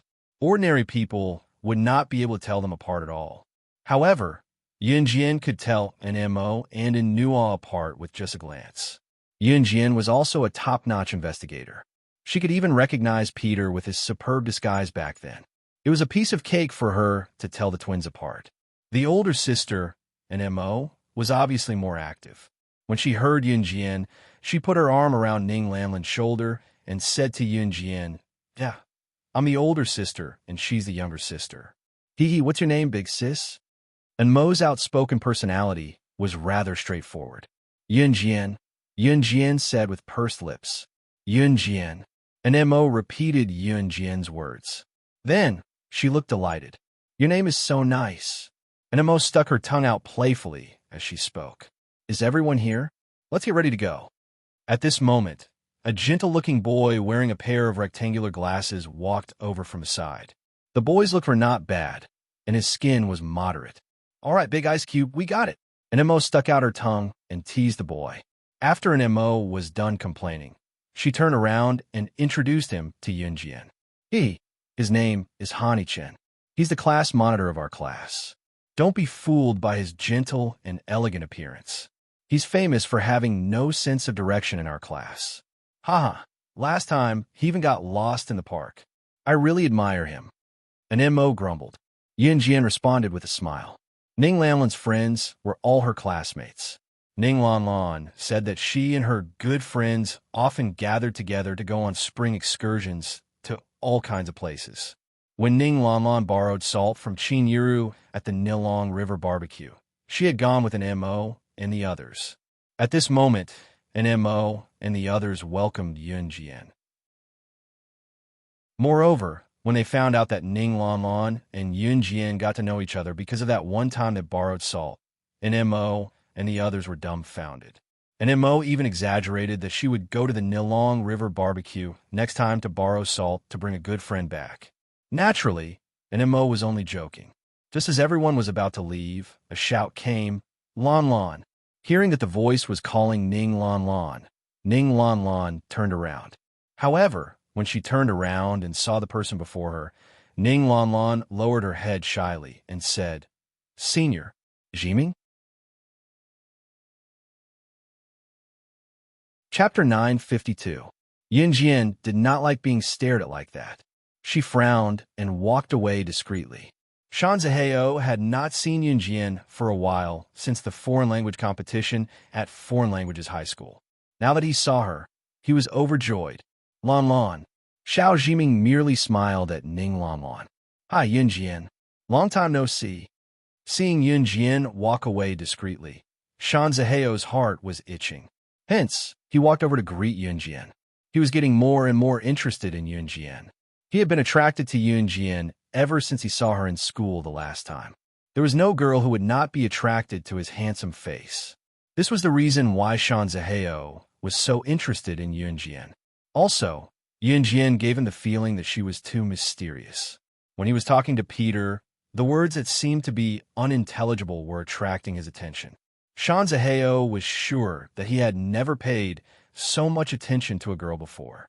Hence, when he saw Yunjian walking away, he rushed up to greet her. Oh yeah, why are you guys here? Ning Lan lifted her head slightly and glanced at Xiao Jiming. She put away her shy gaze and asked, Zaheo dragged me here. He said we're going out to have fun. I didn't expect to see you guys here. Xiao Jiming reached out to touch his head. He seemed to be confused about the situation. Although Ning Lan liked Xiao Jiming a lot, she could not bring herself to like Shanzaheo, especially when Shanzaheo seemed to be sizing up Yunjian Ning Lanlan disliked him even more. Ever since Ning Lanlan saw C the last time, she felt that C, E, and Yunjian were a perfect match. That feeling of wanting to bring the two of them together had completely sprouted. Perhaps Ning Lanlan was different from other girls. If other girls saw C, E, they would probably fight to get into C's good books. However, Ning Lanlan was different. Her heart was completely devoted to her senior Jiming. No matter how outstanding other men were, she did not want them. However, when she saw C, E, and Yun Jian standing together that night, she felt that they were a perfect match. That was why Ning Lanlan wanted to matchmake them. Because at first glance, Yun Jian was the kind of person who didn't get aroused easily. How did you know we were here? Ning Lanlan shifted her attention to Shan Ziheo. She did not hold back when she said those words. It was especially so when Shan Ziheo's gaze shifted to Yun Jian. However, Ning Lanlan stood in front of Yun Jian, preventing Shan Ziheo from looking at her. Although Ning Lanlan liked Xiao Jiming, she didn't like seeing Shan Ziheo. Aren't we just passing by? Hee. As he spoke, Shan Ziheo unconsciously shifted his gaze to Yun Jian. Of course, it was impossible that they were just passing by. He knew someone in Ning Lanlan's group. That person was neither Hani Chin nor the twins in Mo and in Nuaw. I said so. So what? Didn't you guys say we can't call anyone?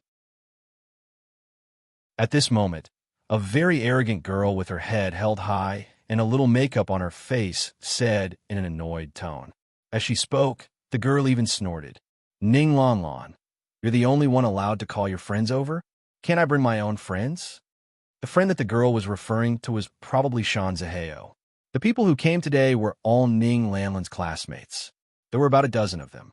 Judging by the girl's tone, she must not be on good terms with Ning Lanlan. Chapter 953. As a matter of fact, the girl named Wan Xiao was very arrogant in class. Judging by her appearance alone, Wan Xiao had a lot of makeup on her face. It was obvious that she was a hooligan. That was the truth. Wan Xiao was a hooligan. Otherwise, how could she know Shan Ziheo from the high school when she was just a junior high student? All right, let's stop talking. I think we should hurry to the zoo.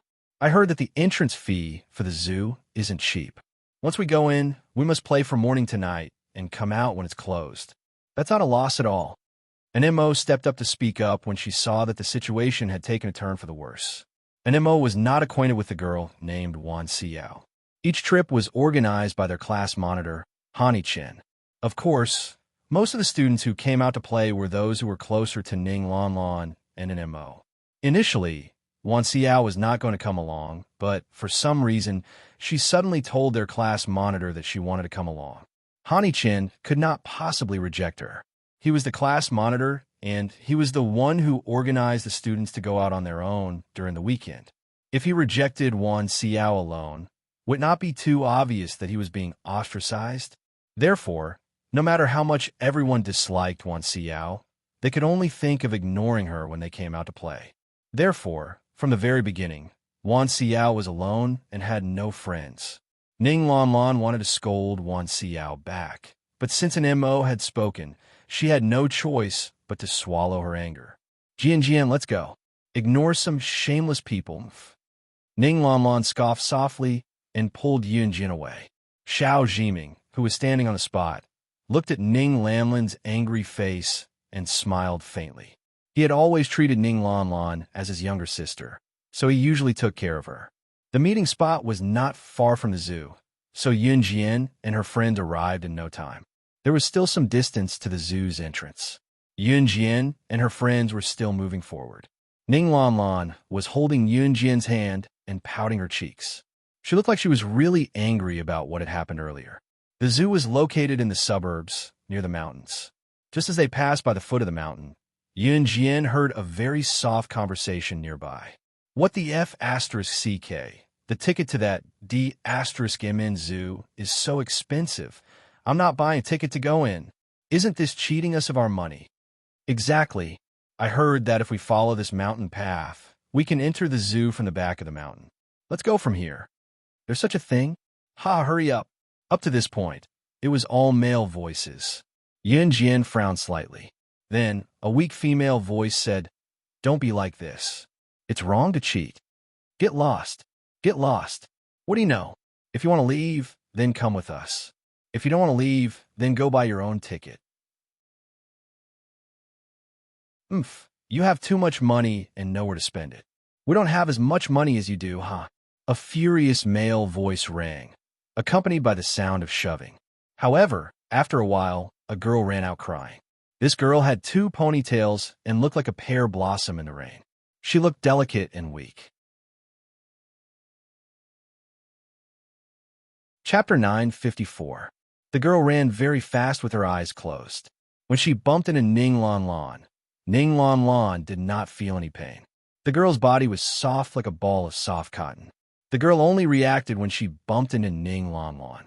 She lifted her head to look at Ning Lon Lon and rubbed her eyes. She said in fear, "I am sorry." Ning Lon Lon was a warm-hearted person.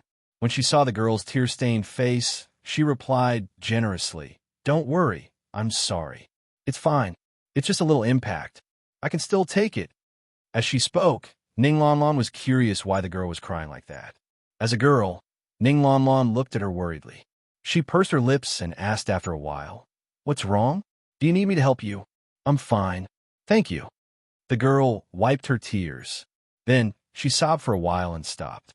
The girl took 2 shaky steps towards the zoo. Her thin and frail body looked like she was about to fall. Even Ning Lon Lon felt sorry for her. She paused for a while. In the end, she could not help but ask, "Hey, are you going to the zoo too?" In truth, Ning Lon Lon and the rest had heard the conversation before the girl rushed out from the side. Based on the girl's conversation with the other boys, they could guess what had happened to the girl. Although they had no idea what the girl's relationship with the boys was, they could guess based on the conversation earlier. The boys probably did not want to buy tickets to the zoo and wanted to play in a zoo. The girl felt that it was inappropriate, so she said out loud. Everyone was well aware of the voices of the boys insulting the girls just now. Faced with Ning Lan Lan's friendliness, the girl nodded in the end. Ning Lan Lan was quite kind. Seeing that the girl was easy to get along with, she asked tentatively, "We're going to the zoo too. Do you want to come with us?" As she spoke, Ning Lan Lan turned to glance at Yun Jian and winked at Yun Jian. "Me?" The girl was surprised that Ning Lan Lan would invite her. However, she reacted quickly. She pointed at herself carefully and asked, "Can I?" "Sure," Ning Lan Lan said with a smile. "Thank you." The girl's mood improved slightly. Yun Jian stood aside and listened to the girl introduce herself to Ning Lan Lan. Ning Lan Lan introduced herself and Yun Jian as well. "Hello, you're so beautiful." The girl looked at Yun Jian and added a sentence from the bottom of her heart. Thank you." Yun Jian wiped her red lips and replied generously. Wan Xiao, who was standing at the side, reached out to grab the corner of her clothes. Her expression was ferocious, especially when she saw Shan Zihao looking at Yun Jian with infatuation all the way. She was even more furious. One had to admit that Ning Lan Lan was good at making friends. Soon, the girl became familiar with Ning Lan Lan. The girl's name was Tang Chi Xian, and she was in a relationship with the boy who had just yelled at her to get lost. However, as time passed, Tang Chi Xuan found that she had more and more disputes with her boyfriend. Chapter 955. All right, we can buy tickets and go in now. We've been dawdling here for so long. Let's talk about it after we're in the zoo. A ticket costs 35 yuan. Let's fight to stay in the zoo for as long as we can. Haha. An MO stood up and said with a grin. The group stopped hesitating when they heard what an MO said. The price of a ticket to the zoo in 1999 was still considered reasonable. The standard of consumption back then was generally low. A 35 yuan ticket to the zoo was considered expensive in the low-income era of 1999. 35 yuan could be compared to 200 to 300 yuan now. That was why the boys just now wanted to enter the zoo from the back of the mountain. Phew, we're finally in, Ning Lan Lan said with a chuckle after they paid for their tickets and entered the zoo. What animal are we going to see next? An MO interjected at this moment. Asked Jian Jian, what animal do you want to see first? Ning Lan Lan blinked and turned to look at Yun Jian, asking Yun Jian, Pandas, Yunjian answered with oppressive lips. Pandas? Haha, great, I like it, Ning Lon Lon said, clapping her hands happily. Then, she said excitedly, Pandas are our country's first-class protected animals, and I've seen them in pictures before. They're super cute. Ning Lon Lon put her hands down and put on a yearning expression. In fact, Ning Lon Lon liked pandas very much too. Let's go. Yun Jian grinned. About half an hour later, Yun Jian and her friends went around the zoo. Ning Lon Lon and the others went to look for the toilet after taking a stroll. When Ning Lon Lon and her friends went to the washroom, only Yun Jian and a handful of her classmates were left standing. Yun Jian waited a distance away from the washroom. Yun Jian, why are you ignoring me? Shan Zaheo came over just as Yun Jian was leaning against a willow tree with her arms crossed. Shan Zaheo's question sounded like he was denouncing her. Yun Jian's long legs moved slightly. She leaned lazily against the tree and didn't even raise her head. She even closed her eyes. Yun Jian sneered lazily. Why should I care about you? These plain words touched Shan Zaheo's heart. Once or twice, Shan Zaheo thought that Yun Jian was playing hard to get with him. But he, Shan Zaheo, had never failed to get a girl. Shan Zaheo saw that Yun Jian was leaning against the willow tree lazily with her eyes closed when everyone else went to the washroom. Her rosy lips looked especially beautiful under the morning sun. Shan Zaheo took a deep breath. Yun Jian, I like you. As Shan Zaheo spoke, he strode towards Yun Jian and reached out his hand, wanting to kiss Yun Jian forcefully. Shan Zaheo felt that many girls wouldn't be able to stand his posture, especially those girls who had been kissed by him. Which one of them wasn't infatuated with him? He, Shan Zaheo, didn't believe it. However, before Shan Zaheo's hand could touch Yun Jian seemed to be conscious with her eyes closed. She turned around and dodged Shan Zaheo's lecherous hand. Shan Zaheo didn't expect Yun Jian to be able to dodge so easily with her eyes closed. By the time he reacted, he had already exerted his entire body's weight and crashed into the willow tree. With a loud bang, Shan Zaheo's entire body crashed into the willow tree. He was still shocked that Yun Jian could dodge so quickly. Chapter 956. A normal girl would not say something so gory, but Yun Jian was never joking when she said it. Slamming into the willow tree, Shan Zaheo sucked in a breath when he heard Yun Jian's words. Don't joke like that. I know you won't. Even so, Shan Zaheo only treated what Yun Jian said as a joke. Who did not know how to spout nonsense? It was rare for girls to spit it out. Boys would often boast about how good they were to flaunt their abilities. Shan Zaheo only saw Yun Jian as a girl who was competitive. Just as Shan Zaheo turned around with his words, however, he saw a butterfly knife in Yun Jian's hand. Yun Jian's grip on the butterfly knife coupled with her cold expression. Shan Zaheo tensed up from the threat. Yun Jian, this knife is a replica, isn't it? Where did this knife come from? Haha, it looks like a real knife. This toy looks like a real one. I can't even tell if it's real or fake. Shan Zaheo was still naive enough to think that Yun Jian's knife was a toy knife. Yun Jian scoffed. At that moment, Ning Lon Lon and the others came out of the toilet. Jian, have you been waiting long? Heh. Ning Lon Lon came out with Tang Chi Xuan, and Mo Yun Jian pressed her lips together and put the butterfly knife back in her pocket without a word. It was then that a person dressed as a cleaning lady ran over from afar, shouting as she ran, Something's wrong. Something's wrong. A few guys came in from the back of the mountain. Io. They came in from the back of the mountain, and it's Tiger's nest. Go save them. Someone's going to die. The cleaning lady was not saying this to the passers-by, but to the zoo's staff. Her intention was for the staff to run to save the people. They came in from the back of the mountain, and they happened to fall in a tiger's nest. Yun Jian furrowed her brows. There were all kinds of animals in the zoo. No matter whether they were dangerous or not, they could be seen in the zoo. In this zoo, the tiger was released in a tall and large enclosure. In the middle of the enclosure was a huge open-air pit where the tiger rested. At least the zoo here didn't keep Tiger in an iron cage. But as long as they didn't fall into this pit, these tiger wouldn't be able to jump out of this huge pit.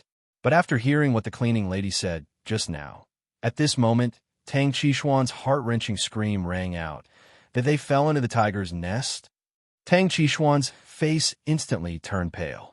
After Tang Qi finished speaking, she ran towards the tiger crater as if she had gone mad.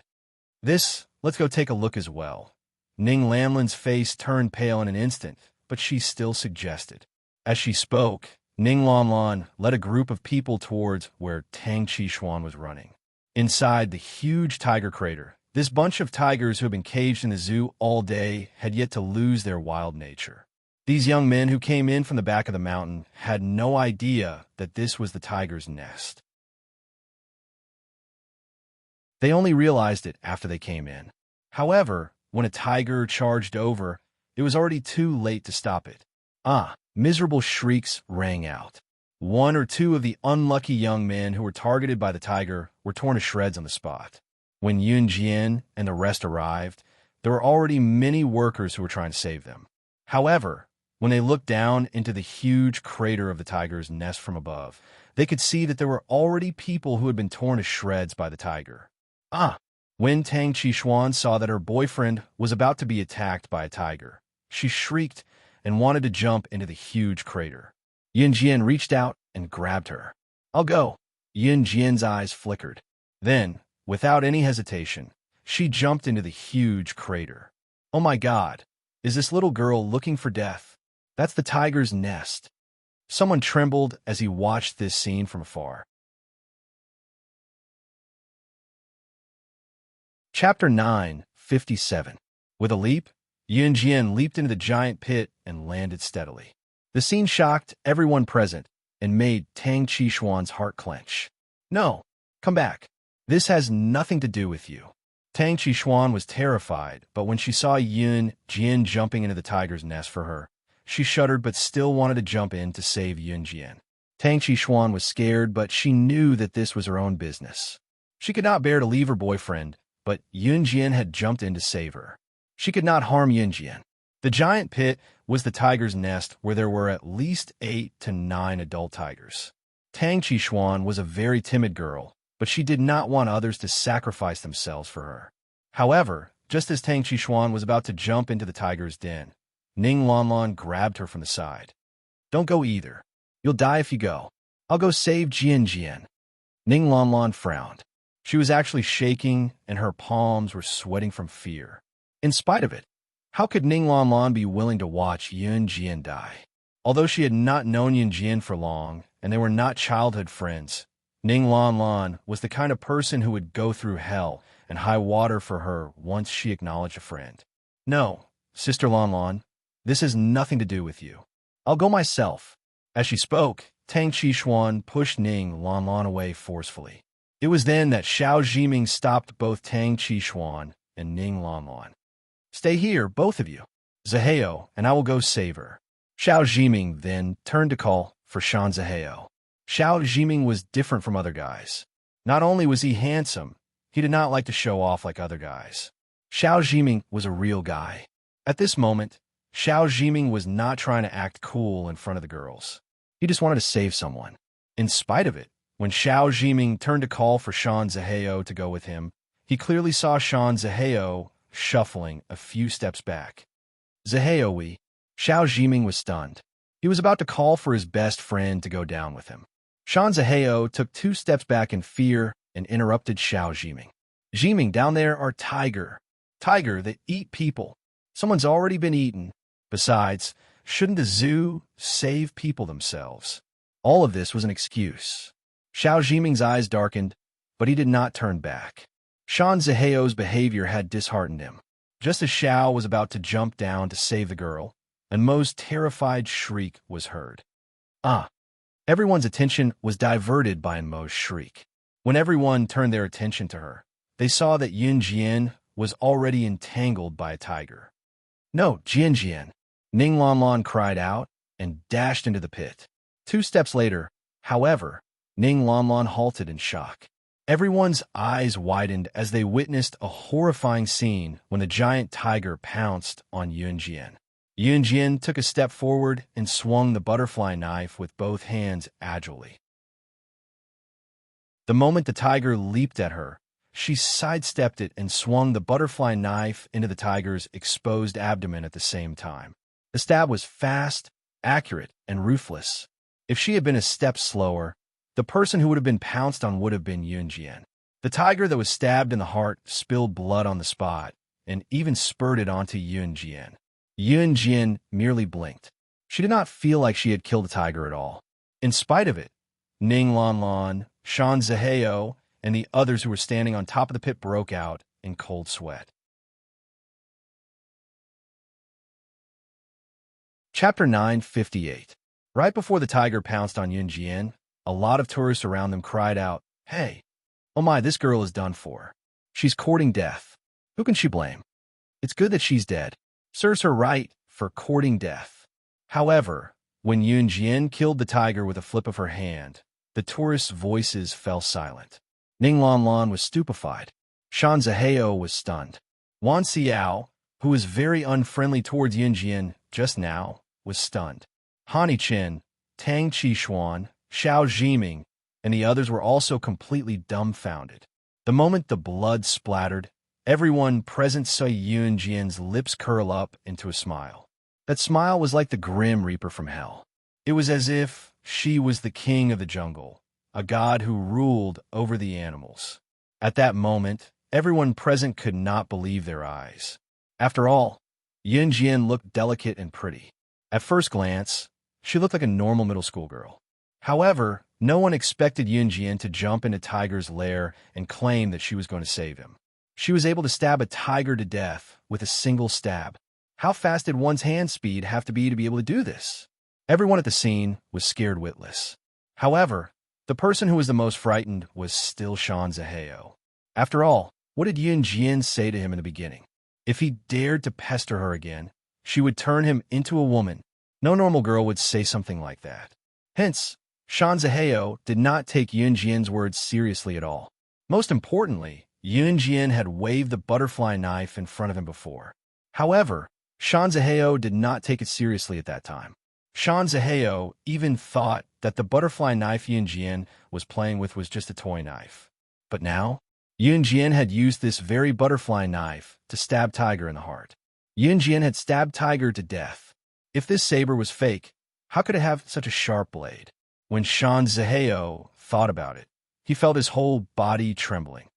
Wan Xiao, who had scoffed at Yunjin earlier, saw Yunjin's actions and said she 3 times in a row. Wan Xiao was so scared that he started to tremble. Even his bones started to tremble. However, at this moment, Yunjin had already run to the other side with the butterfly knife. "Little girl, it's dangerous. Go back." A worker in a huge pit saw Yunjin running in that direction and shouted an alarm. This staff member had just cooperated with his companions in an attempt to capture Tiger, who was attacking people. He saw Yunjin running towards him. Because the worker standing under the giant pit didn't see Yunjin killing Tiger with a single slash, he simply thought that Yunjin was an eyesore, so he didn't hold back when he shouted. However, the moment this group of workers frowned and saw Yunjin from the corner of their eyes, they saw a figure flash past. A few workers were facing the tiger.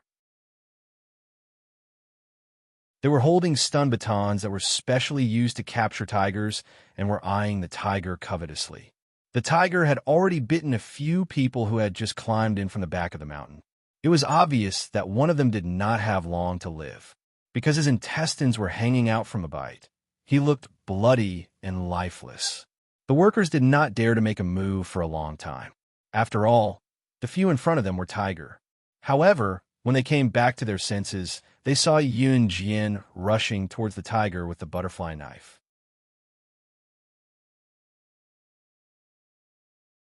Chapter 959.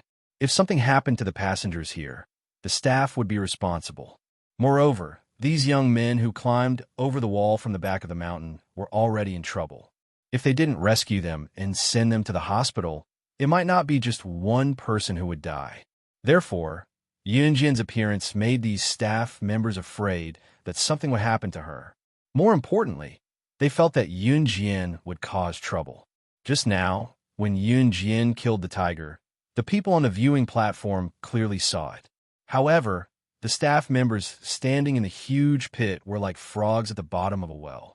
They couldn't see the scene of Yun Jian killing the tiger at all. After all, this huge pit covered a large area. There were some large rocks around it. It wasn't easy to see Yun Jian's position from there.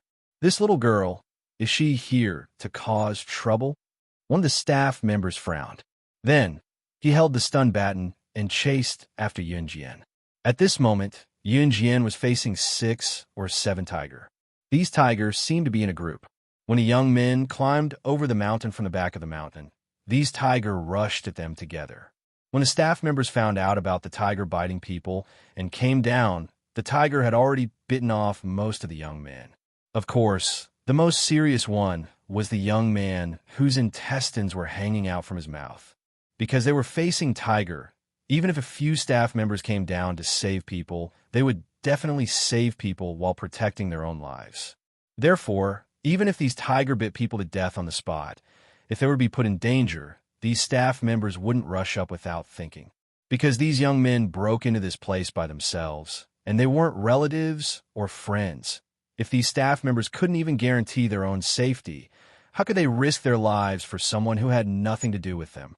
As for the staff member who saw Yun Jian running over there, although he said that Yun Jian was here to cause trouble and ran towards Yun Jian with the stun baton, although he was scolding Yun Jian for running over there, in fact, he was doing it for Yun Jian's sake.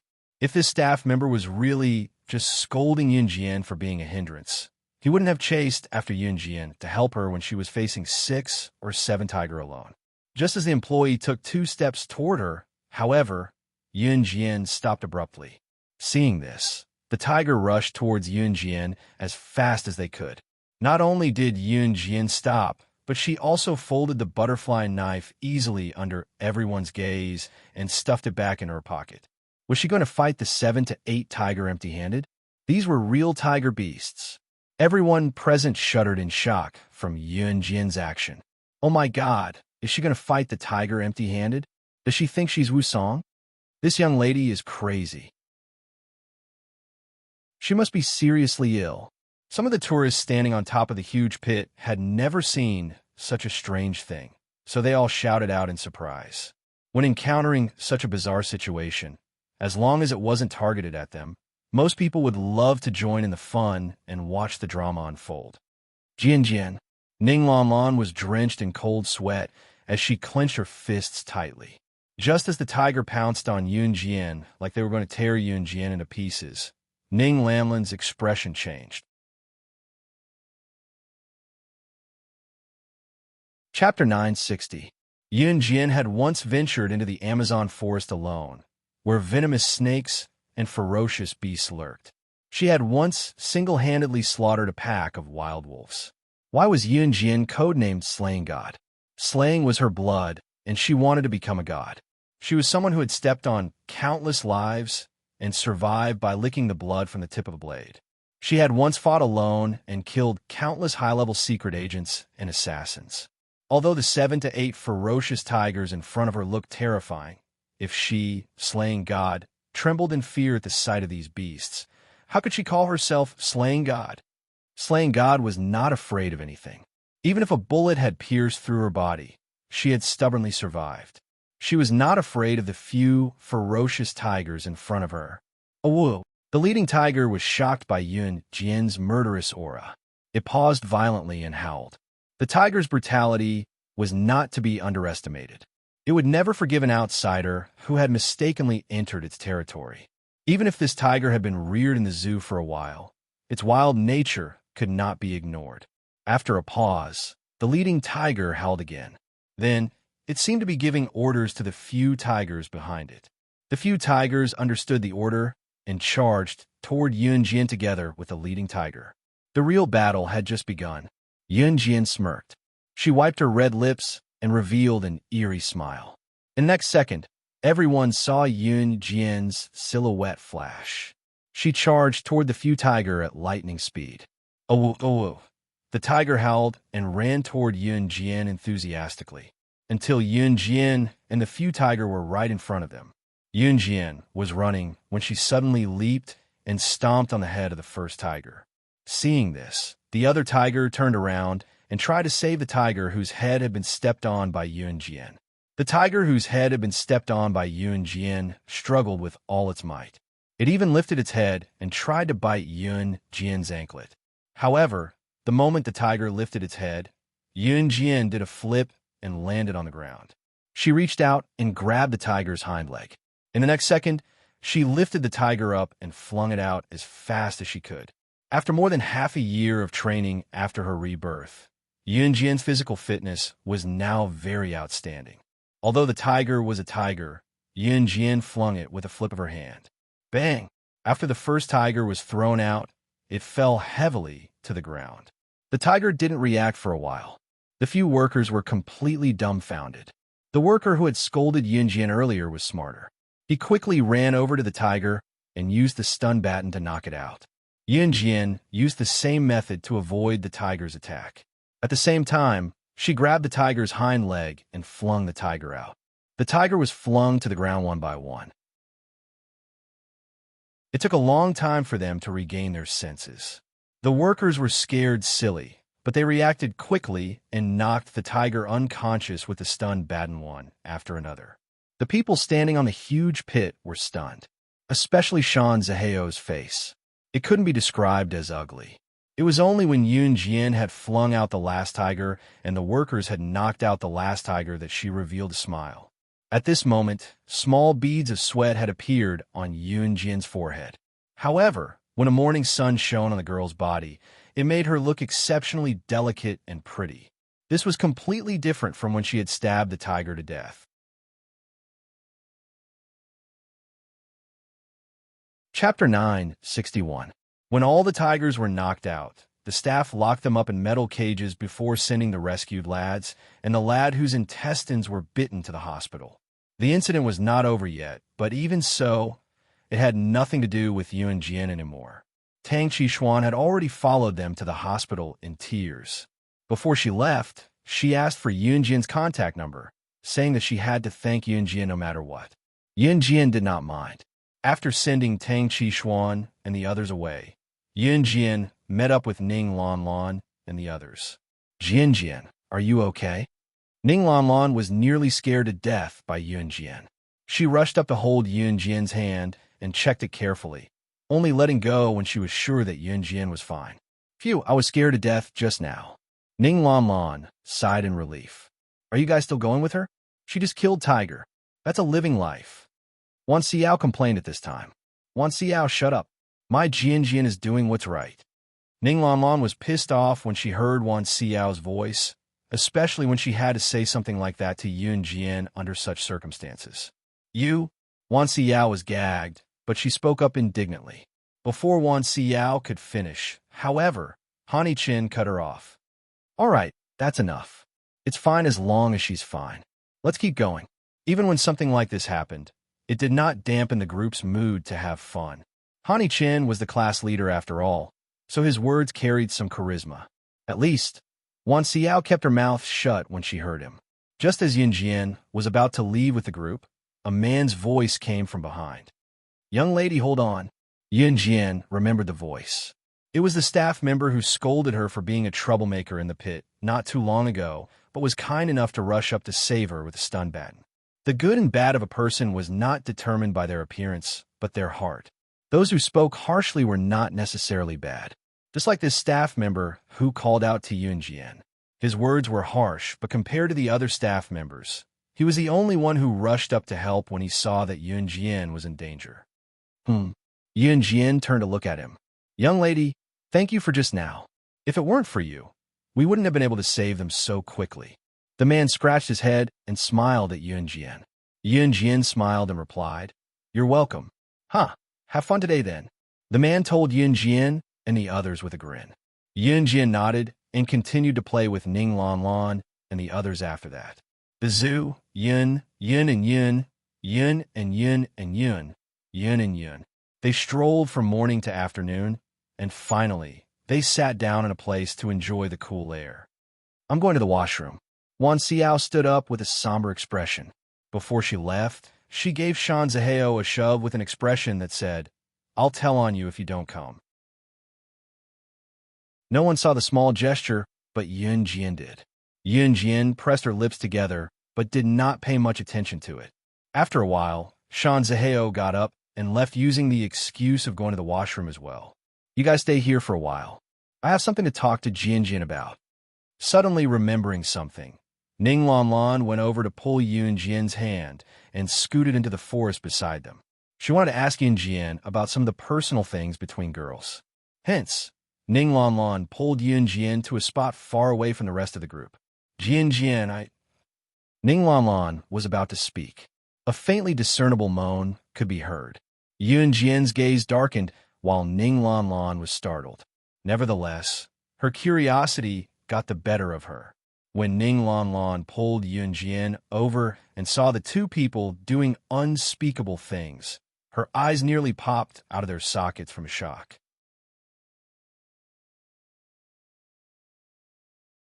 Chapter 962. No one suspected anything when Wan Xiao and Shan Zaheo left just now. After all, both of them were indeed walking in the direction of the toilet. However, they did not return even after a long time. However, because everyone had walked to many places and seen many animals in the morning and afternoon, their legs were extremely sore and numb. One could even say that their backs were aching. Hence, now that they finally sat down to rest, no one was willing to stand up and continue playing. Hence, it did not matter if it took a little longer. Everyone could afford to wait. However, Ning Lan Lan and Yun Jian did not expect Wan Xiao and Shan Zaheo to be hiding in the woods and doing such a thing. There were many trees in the woods here. If there were people standing in the woods, they would not be able to see them from the roadside. Naturally, this made it convenient for Wan Xiao and Shan Zaheo, a pair of thirsty man and woman. Wan Xiao and Shan Zaheo were doing such unspeakable things with their backs facing Ning Lan Lan and Yun Jian. Wan Xiao was wearing a miniskirt today, so it was convenient for her. However, Ning Lan Lan could never have imagined that she would witness such a hot scene when she only wanted to pull Yun Jian out for a private conversation. It was no wonder she did not inform Shan Zaheo. Shan Zaheo knew that they were coming to the zoo today. Why would Wan Xiao, who had never participated in any of their activities, make an exception to join them today? Ning Lan Lan nearly shrieked when she witnessed the scene, but Yun Jian covered her mouth in the end. Leaning against a big tree, she could only hide herself with the help of the tree. Zaheo, do you like that girl? Wan Xiao panted and asked Shan Zaheo. Her? I'll get my hands on her sooner or later.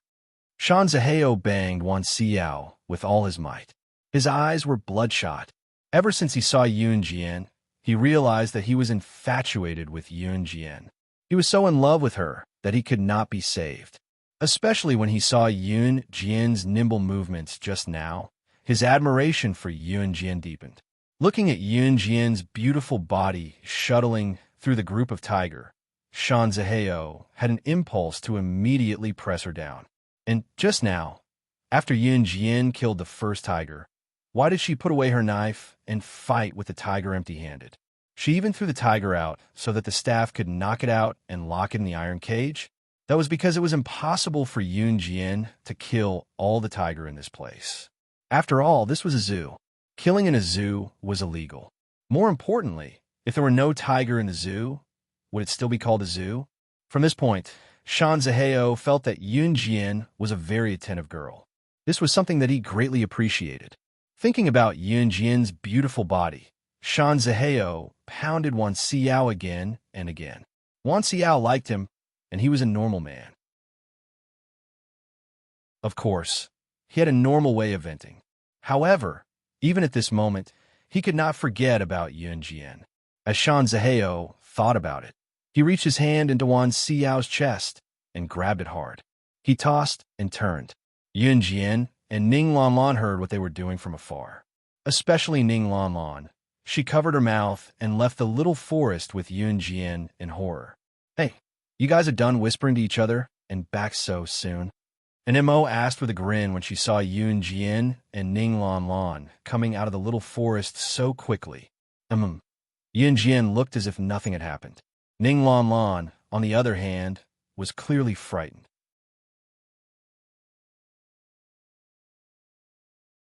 Chapter 963.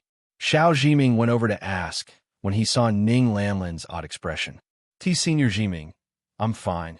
Ning Lanlan did not even look at Xiao Jiming this time, as she dragged Yun Jin away in a daze. Ning Lanlan was not bothered by what happened just now. She was usually frivolous, but what happened just now was hard for her to accept.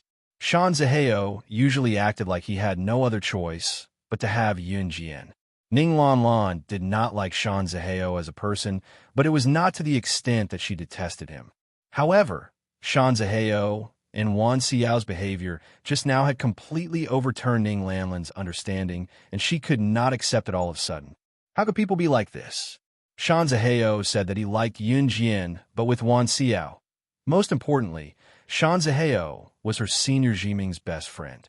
Ning Lanlan did not know how to tell her senior Jiming about this. Xiao Jiming's gaze dimmed when he saw Ning Lanlan pulling Yun Jin away. He was a gentle and refined person, but he was actually a more observant person. His mind spun, and he immediately thought of why Shan Zihao and Wan Xiao were not back yet. In spite of it, Xiao Jiming did not think too much about it, since the people there were more normal teenagers. Ning Lanlan pulled Yun Jin to the side and told Yun Jin softly once they were there, Jin, if that Shan Zihao dares to pester you again, I'll definitely kill him for you. Ning Lanlan clenched her fists as she spoke, looking like she really wanted to kill Shan Zihao. Ning Lanlan had already recovered from her shock, but she was furious at Shan Zihao for having designs on Yun Jin. Yun Jin grinned, looking at Ning Lanlan's adorable face due to her anger. The zoo is closing soon. Let's go. It was already past 4 in the evening. The zoo here closed at 4:30 p.m. But Wan Xiao and the others aren't back yet? NMO asked in surprise. Then, NMO puffed up her cheeks and said strangely, it's so strange. It's almost 40 minutes. Why aren't they back yet? I think we should just ignore them and go on our own.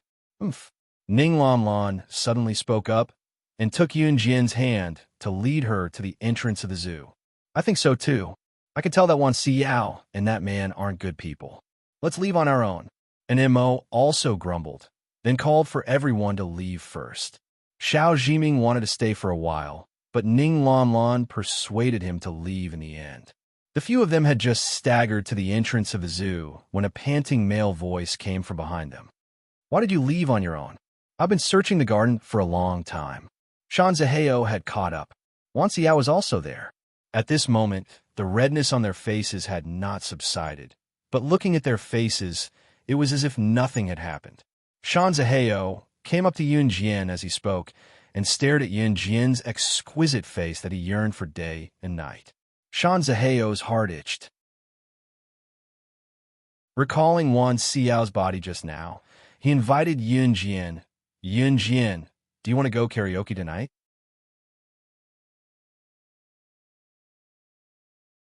Chapter 964. Siyi's mellow, gentle, and slightly domineering voice came from the other end of the phone. Other than Ning Lanlan, everyone else present was stunned. I'm at the zoo. Yun Jin replied with a faint smile with a press of her red lips. Siyi and Yun Jin were both people of few words. It was only when the two of them were together that there was something to talk about. Looking at Yun Jin's rare smile, Shan Zihao could not help being dumbfounded. In his impression, Yun Jin only had one expression: aloof, indifferent, mysterious, and unfathomable. Just now, however, Shan Zihao suddenly realized that Yun Jin was actually so happy that she smiled from the bottom of her heart. No matter which version of her it was, it gave Shan Zihao the urge to press her beneath him.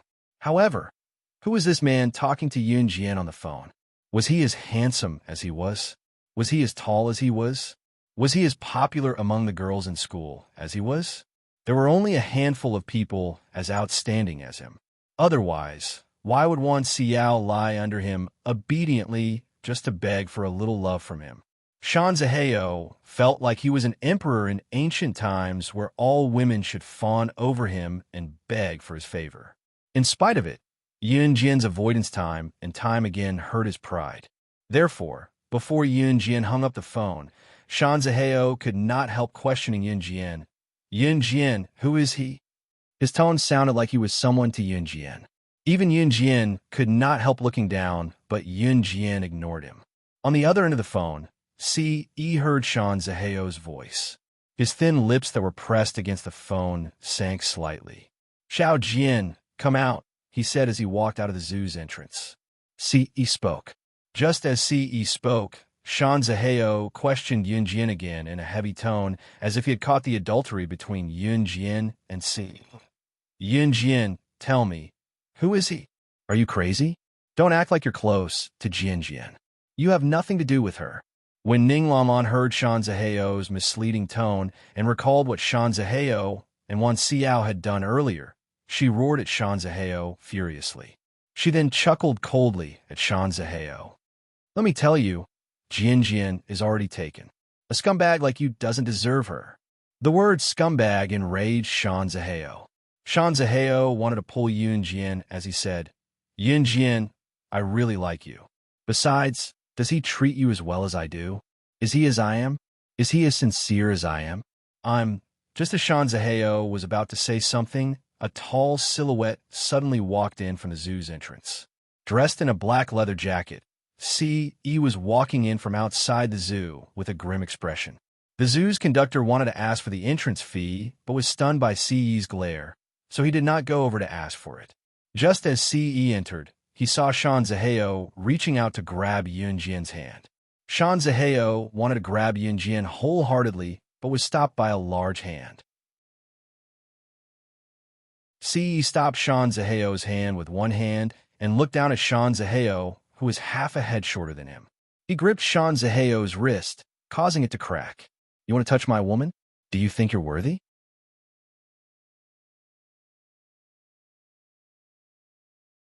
Chapter 965. The moment C.E. appeared, his handsome face made everyone gasp. There was actually such a handsome man in this world. C.E.'s every move made all the women present gasp. Most of the women present merely glanced at him from afar and did not have any other thoughts. However, Shanzaheo could clearly see C.E.'s handsome face. He was so handsome and charming. Shanzaheo was probably not even a millionth of C.E.'s looks. Although Shanzaheo thought so in his heart, he would never admit it. Shanzaheo was being stepped on by C.E. C.E. was stomping on Shanzaheo's abdomen, causing Shanzaheo great pain. Shanzaheo was not someone who could endure such pain. Shanzaheo struggled with all his might, but C.E. treated him even more cruelly. C.E. lifted Shanzaheo's hand just as he was about to grab his leg. Then, he bent down and grabbed Shanzaheo's collar, pulling him up from the ground. Shanzaheo was not as tall as C.E. and had curled up into a ball after that kick. When C.E. pulled him up, Shanzaheo was almost paralyzed. Compared to C.E., Shanzaheo was in an extremely sorry state. "Do you know the consequences of your actions?" C.E. asked in a menacing tone, but the words that came out of his mouth were instinctively terrifying. "Let go of me. You took advantage of my weakness. Haha, are you the man who was talking to Yunjian? Let me tell you, she is mine. Hee, sooner or later, I'll make her mine." Before he could finish his sentence, C.E. grabbed Shanzaheo's collar and flung him a few meters away. This throw almost made Shanzaheo spit out a mouthful of blood. Yunjian, who was standing at the side, was also slightly gloomy. What Shanzaheo said just now was disgusting even to herself, let alone C.E. "Don't drag me into this. We have nothing to do with each other," Yunjian said coldly to Shanzaheo. At this moment, due to the sudden appearance of C.E., no one noticed Imo-san walking in from outside the zoo. Imo-san stood outside the gate of the zoo and waited, but he didn't see C.E. come out with Yunjian. He stood there for a while and finally walked to the gate of the zoo. As soon as he entered the zoo, Imo-san saw C.E.'s angry face and Shanzaheo, who had been thrown a few meters away by C.E. When Imo-san saw that his young master had made a move, he instinctively jumped over the gate of the zoo's ticket gate and rushed inside. Hey, it's almost time to get off work, and you haven't bought a ticket, so you can't go in." Seeing this, The ticket inspector looked like he wanted to stop him. However, Immerse had already run over there. If you want to touch my people, you don't have to live in this world anymore. See? He didn't need to look to know that Immerse was walking over.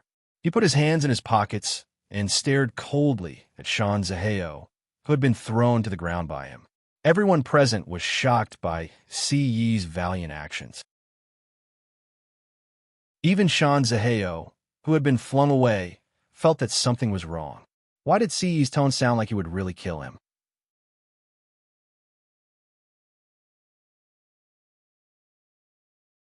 Chapter 966.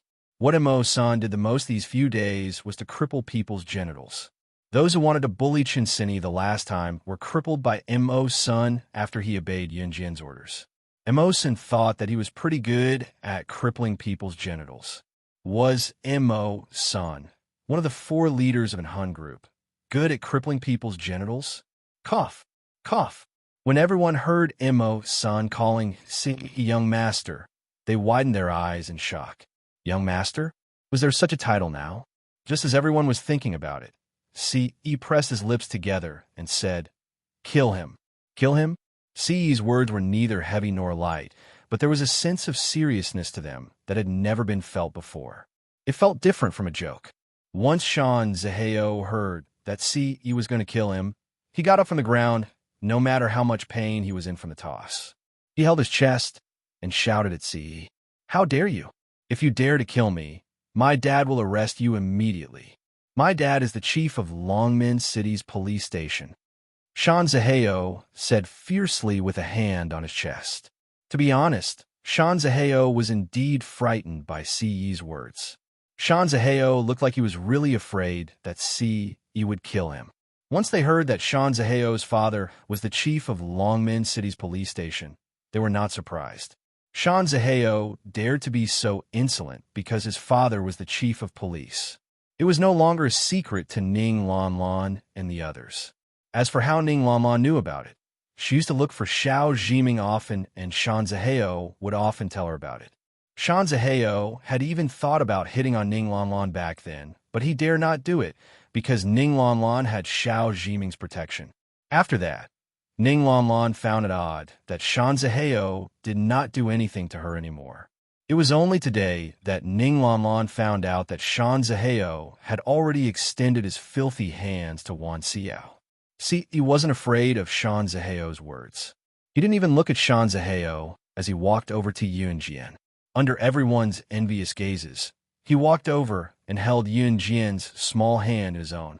That gentle look was completely different from the one who had beaten Sean Zaheo to death just now. Didn't you hear?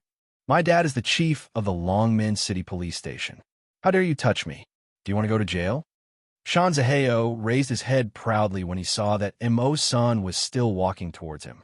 Immerse took 2 steps towards Sean Zaheo when he suddenly thought of something. Not long after he walked into the zoo, the men who had been monitoring Sean Zaheo took a few interesting photos and developed them on the spot.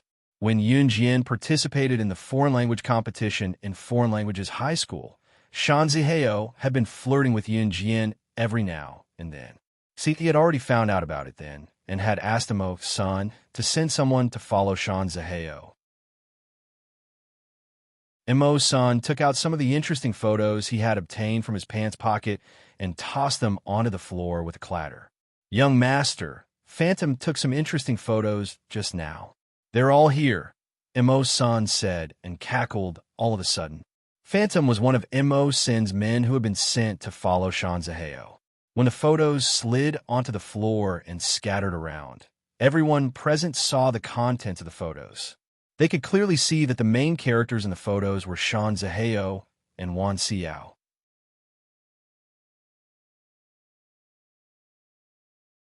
Chapter 967. The background of the photo was a dense forest. However, it was not hard to tell that this was the forest where they were resting earlier. The main characters in the photo were undoubtedly Sean Zaheo and Wan Xiao. Against the background of the forest, the man and woman in the photo had their backs facing the camera. However, from the camera, it could be seen clearly that the man and woman were naked with their buttocks exposed. Their private parts were tightly connected. Apart from that, One of the photos showed the heads of the horny man and woman. The camera's recording function was very clear. Hence, it was not hard to tell that the main characters were Sean Zaheo and Wan Xiao just by looking at the photo. More importantly, Sean Zaheo and Wan Xiao, who had gone to the toilet earlier, had not returned after a long time. They did not pay much attention to it at that time. However, now that they thought about it, everyone's faces turned pale, especially Sean Zaheo and Wan Xiao, who were the main characters. No! When Wan Xiao saw the photos, she was so frightened that she ran toward them. Even the makeup on her face seemed to have changed. Wan Xiao reached out with her trembling hands and grabbed all the photos. She tore them into shreds. I have more here.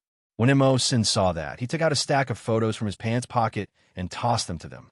As one could imagine, Sean Zaheo and Wan Xiao looked as if they had eaten *T at that moment. Sean Zaheo was so frightened that his face turned pale. However, his first reaction was to turn around and look at Yunjian. Those who did not know better would have thought that there was something shameful going on between him and Yunjian. Yunjian, it's not like that. No, it's not like that. It's that *TCH Wan Xiao who seduced me. I'm a normal man. That's why we... Sean Zaheo's explanation was met with a cold smirk from Yunjian. You don't have to explain it to me, because we're not related at all. Yunjian scoffed softly. Then, she reached out and held Si's hand. Sean Zaheo's life and death had nothing to do with her. That's right. It's just your own wishful thinking. Ning Lanlan even helped Yunjian to add insult to injury for Sean Zaheo. Compared to Ning Lanlan and Yunjian, Xiao Jiming and the rest were completely unaware of the ambiguous relationship between Sean Zaheo and Wan Xiao. Now that he saw it, he was stunned for a long time. Zaheo, you... Xiao Jiming also looked at Sean Zaheo in disbelief. At this moment, Xiao Jiming was no less shocked than anyone else. Xiao Jiming and Sean Zaheo had already been buddies for a few years. Initially, they became buddies because Sean Zaheo was a good person, but at this moment he realized that he was wrong. Emo-san, get rid of him. Ce glared at Sean Zaheo, then ignored him and handed the matter over to Emo Senator. Actually, he had already given Sean Zaheo a chance, but Sean Zaheo had rejected it. Yes, young master. Emo nodded. Then, Ce held Yunjian's hand and walked out of the zoo. After offending Ce, Sean Zaheo's future was basically ruined. Emo-san would definitely not go easy on him. In the end, Emo-san did not kill Sean Zaheo because of Xiao Jiming's request. Of course, the biggest reason why Emo-san did not kill Sean Zaheo was because they were in Country Z.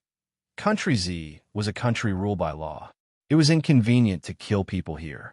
However, Emo-san's way of handling things could guarantee that Sean Zaheo would not dare to have any improper thoughts about Yunjian for the rest of his life.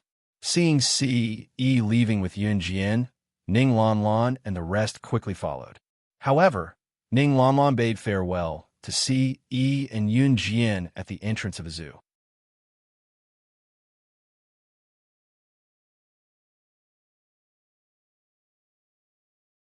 Chapter 968.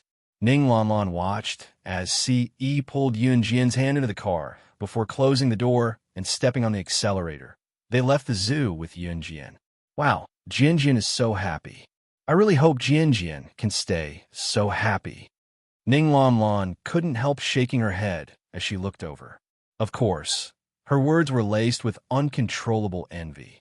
Ning Lanlan was envious, but it did not mean that she envied Yunjian for having Ce. She was different from other girls. She was envious because she wanted the person she liked to love Yunjian as much as Ce did. However, Ning Lanlan knew that her senior Jiming had always treated her as a younger sister. Even so, Ning Lanlan did not want to give up. Ce drove the Lamborghini on the road with Yunjian. When they passed by a cake shop just now, Yunjian asked Ce to stop the car so she could buy a small cake. She knew that Xiao Yunju, Duan Li, and Duanya love cream cakes. Although it was no one's birthday today, Yunjian still picked a strawberry cake to bring home. It was a 3-day-long holiday for the Qingming Festival. so she could have some fun at home.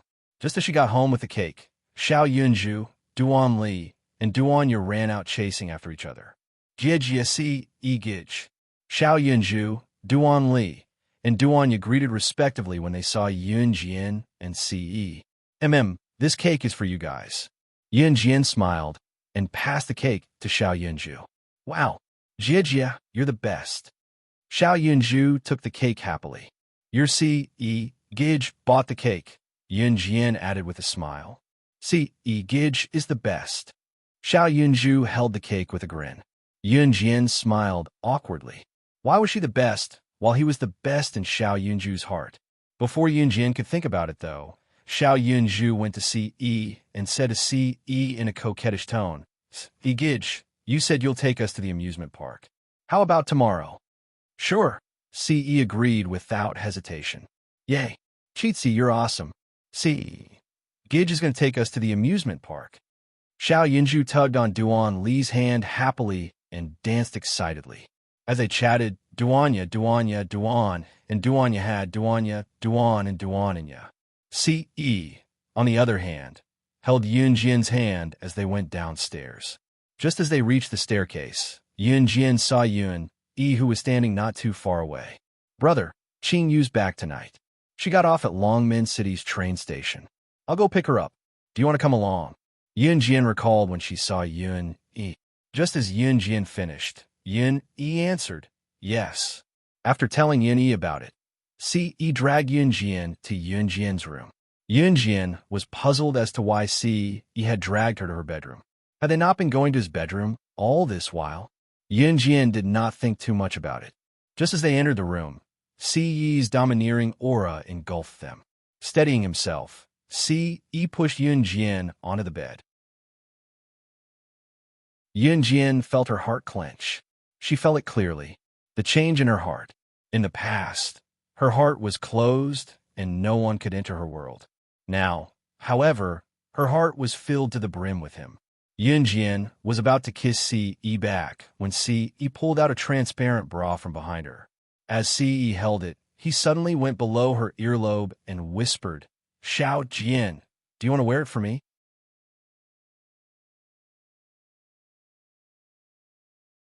Chapter 969.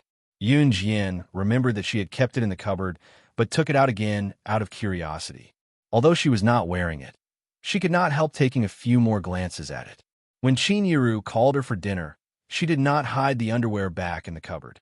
Yun Jian had been wondering why Ce had pulled her into his bedroom just now. In the past, he had always pulled her into his bedroom. It was only now that Yun Jian realized that this was Ce's plan.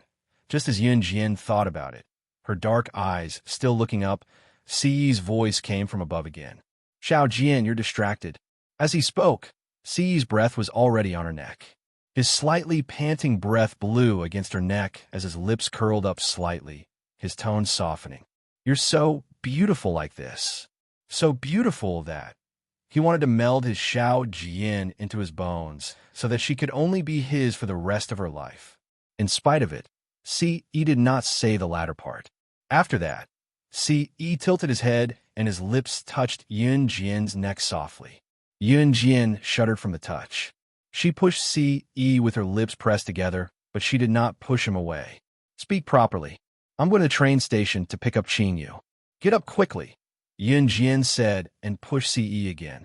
Her eyes kept darting to the side as a blush crept across her cheeks. She dared not stare at him.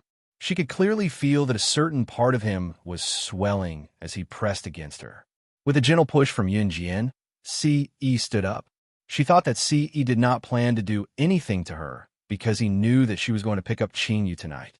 Just as Yun Jian stood up, he suddenly grabbed Yun Jian's hand and pulled her to press her back against the wall, not far away as he held her head and nibbled on it.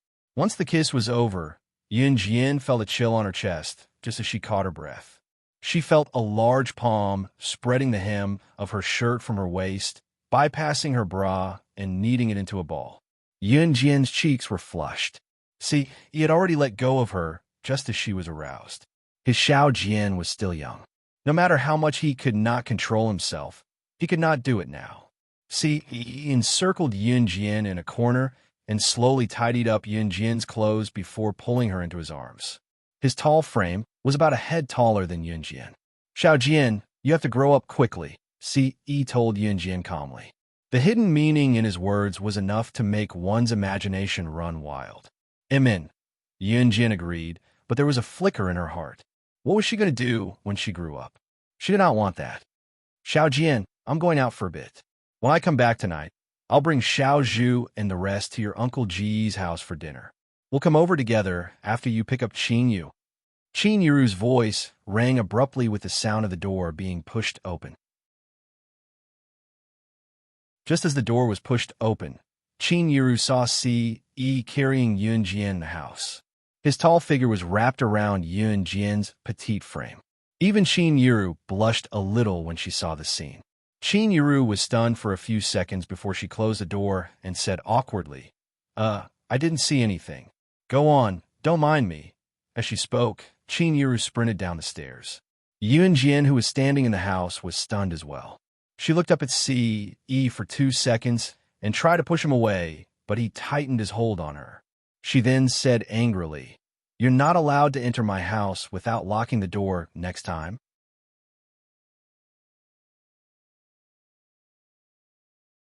Chapter 970. If anyone else had heard Ce's words, they would have blushed in embarrassment. Ce's words could easily be misunderstood. "Nonsense." Yun Jian snuggled into Ce's embrace, feeling the warmth of Ce's embrace and the temperature rising. He was just saying it. He really held himself back and did not do anything to her. Yun Jian pressed her lips together as she snuggled into Ce's embrace. Her face was pressed against Ce's chest, but there was a faint, warm smile in her eyes. At this moment, her smile was not one of mockery. It was a knowing smile that came from the depths of her heart due to joy. Suddenly, she felt her head sink. Yun Jian was snuggled into Ce's embrace. She could clearly feel Ce's hand on her head and gently caressing it as if it was the most precious thing to him. Yun Jian did not have a driver's license after all. The security on the roads was getting better. Although it was not as good as the modern era, it was already very good for 1999. There would be traffic police patrolling the roads from time to time as well. To be safe, Yun Jian let Ce drive on her behalf. She even called Yun along when she left. Yun sat in the back seat of the Lamborghini sports car. There was only a small space in the back seat, but Yun did not find it cramped at all. He only wanted to see Qin Yu now. How could he care about this? "Are we there yet? Have we reached the train station?" Yun poked his head out and looked left and right, looking like a monkey in a hurry. "Not yet. We'll be there soon." Yun Jian pressed her lips together and smiled faintly.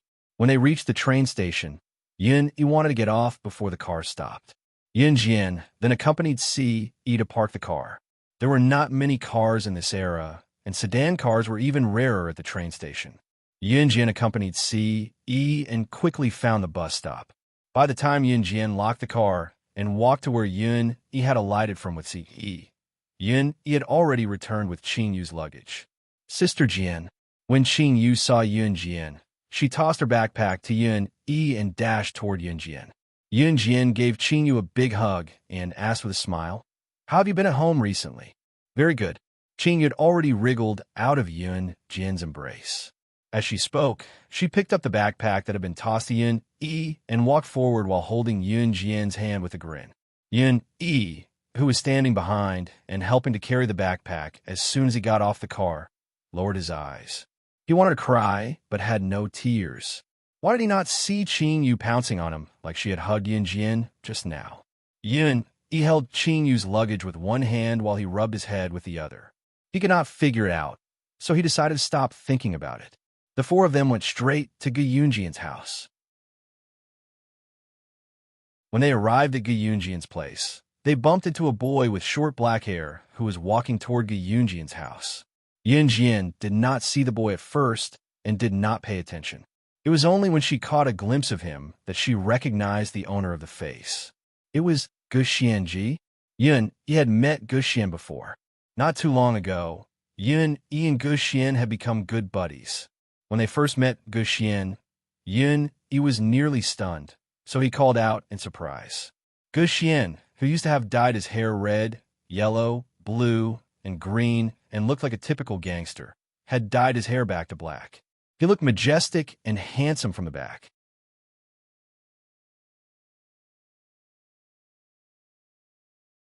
Chapter 971. Gu Xian caressed his short black hair boldly and chuckled before asking in a silly manner, "What do you think? Does this hair color suit me? Is it cool?" As he spoke, Gu Xian struck a dashing pose, as if he was the most handsome person in the world. However, everyone knew that Gu Xian was just joking. Cool, cool, cool. Bro Gu Xian, this style suits you very well. Even Yun exclaimed. That was true. Anyone who had seen Gu Xian's style in the past would think that Gu Xian's current style was not bad. Gu Xian scratched his head in embarrassment after being complimented by Yun. Let's go in then. I think Mama's already prepared dinner. Yun chuckled. All right, let's go in. Gu Xian quickly led the way when he heard that dinner was ready. Yun Jian and Si walked at the back. Yun Jian was not in a hurry as she watched Gu Xian wrap his arm around Yun Yi's shoulders like they were brothers, walking together harmoniously. Right, we have a flower bed at home. It must be blooming now. Do you want to go take a look? Gu Xian was halfway there when he suddenly remembered this. Then he remembered that all girls like flowers. Seeing that Yun had brought Qingyu back, he could guess something even if he did not ask anything. Hence, he blurted out, "Wow, you have a flower bed at home. Let's go take a look now." Yun was just worried that Qingyu had just come home and had nothing to give her. She was thrilled when she heard Gu Xian say that they had a flower bed at home. Let's go, I'll lead the way. Gu Xian grinned and led the group to the flower bed. Spring was indeed the season when everything came back to life. Gu Yunjian's villa was extraordinarily large. The flower bed covered an 8-mile radius, and it was extraordinarily beautiful. Yun had already put down her luggage and ran to the flower bed to pick flowers for Qingyu to please her. Since it was spring, the sun set later than it did during winter. The sun was hanging sideways in the sky, leaving a sliver of sunset behind. Since the flower bed was huge, Yun led Qingyu to the center of the flower bed. When they came out, the sky was already dark. Yun Jian sat on a big rock while Si stood beside her. His long fingers twirled around Yun Jian's hair, playing with Yun Jian's hair as his interest was piqued. He liked everything that belonged to his Xiao Jian. When Yun and Qingyu came out of the flower bed, Qingyu was holding a bouquet of colorful flowers. It was only then that the group went home. Just as they reached the villa's entrance, a luxurious Rolls-Royce was parked outside. Rolls-Royce luxury cars were rare to begin with. What more in 1999? In spite of it, Gu Xian's eyes twitched when he saw the Rolls-Royce. This is a Rolls-Royce? Even Yun was stunned. Yun Jian narrowed her eyes. Just as she did so, she saw Gu Xian dashing into the house like a gust of wind. Yun Jian and Si quickly went to stand at the entrance. Inside the house, there were two people standing in front of Qingyu. One of them was a middle-aged woman who looked elegant and poised. She was holding a bald man who was half a head shorter than the middle-aged woman as they met eyes with Qingyu.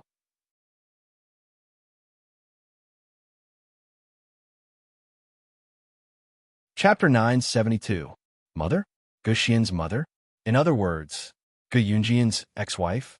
Yun Jian narrowed her eyes. Gu Junjian hadn't returned home yet, probably because he was too busy in the army. Gu Junjian would come back in the evening, but it should be a little late. In spite of it, Yun Jian felt an indescribable sense of disgust when this elegant middle-aged woman was holding onto a bald man who was shorter than her and was even fatter and decked out in gold and silver. Although she didn't know why Gu Xian's mother would come back, Yun Jian had a feeling that something bad was going to happen. After hearing Gu Xian shout, Gu Xian's biological mother, who was this graceful middle-aged woman, responded to Gu Xian with a flat tone. It was as if she saw Gu Xian no different from seeing a stranger on the side of the road. From this, it could be seen that Gu Xian's biological mother didn't treat Gu Xian as her own son at all. Yun Jian also clearly saw that when Gu Xian saw his biological mother looking back at him with such a gaze, as if she was treating a stranger, his excited face instantly turned cold. Gu Xian's biological mother's surname was Hua, and her name was Yun. Hua Yun was Gu Yunjian's ex-wife, and also Gu Xian's biological mother. When she married Gu Junjian, it was only because the marriage was arranged by her family. As the saying goes, it was a marriage of equal social status. Therefore, Hua Yun and Gu Junjian had no feelings to begin with. In addition, Hua Yun couldn't stand that Gu Junjian neglected her because he was busy with the army, so she had an affair. As for Hua Yun's affair, according to the military marriage, she was supposed to be punished. However, the person she had an affair with was the short, fat, bald middle-aged man that Hua Yun was holding. This middle-aged man's name was Hu Chaochuan. Hu Chaochuan's uncle was an international business tycoon. He enjoyed a certain economic status in the entire world. Hu Chaochuan's uncle was the kind of person who could make the entire business world tremble with a snort. Of course, this was only for a portion of the people. Encountering someone more powerful than him, he could only bow his head in submission. Hu Chaochuan used his uncle's position to escape the punishment of Hua Yun's adultery. Gu Junjian was already considered one of the wealthiest families in Longmen City, but compared to Hu Chaochuan, they might not even be able to compare to the latter's finger. This was the difference between them. It was precisely because of this that Hua Yun betrayed Gu Junjian and abandoned Gu Xian to follow Hu Chaochuan. Now that he was back, there was indeed no good news. "Mom, why are you back?" Gu Xian's expression had calmed down as he asked Hua Yun. "I heard that Gu Junjian is getting married again. The bride's status is lower, so I came back to see what kind of woman could make Gu Junjian marry a lowly woman without hesitation," Hua Yun said elegantly as she placed her right hand over her left. Hua Yun came from a prestigious family, so she carried herself with the aura of a rich family's daughter. Hua Yun had called Qin Yiru a lowly woman with vulgarities just now, but she was pretending to be noble at the same time. Due to Hu Chaochuan's high status, he was well known internationally. Therefore, Hua Yun spoke as if she was still in a good mood. She looked at her old friends as lowly trash, while she was like a phoenix among men. After all, in Hua Yun's opinion, Gu Junjian was one of the more promising ones among this group of people. Gu Junjian was not even on the same level as her modern husband, Hu Chaochuan.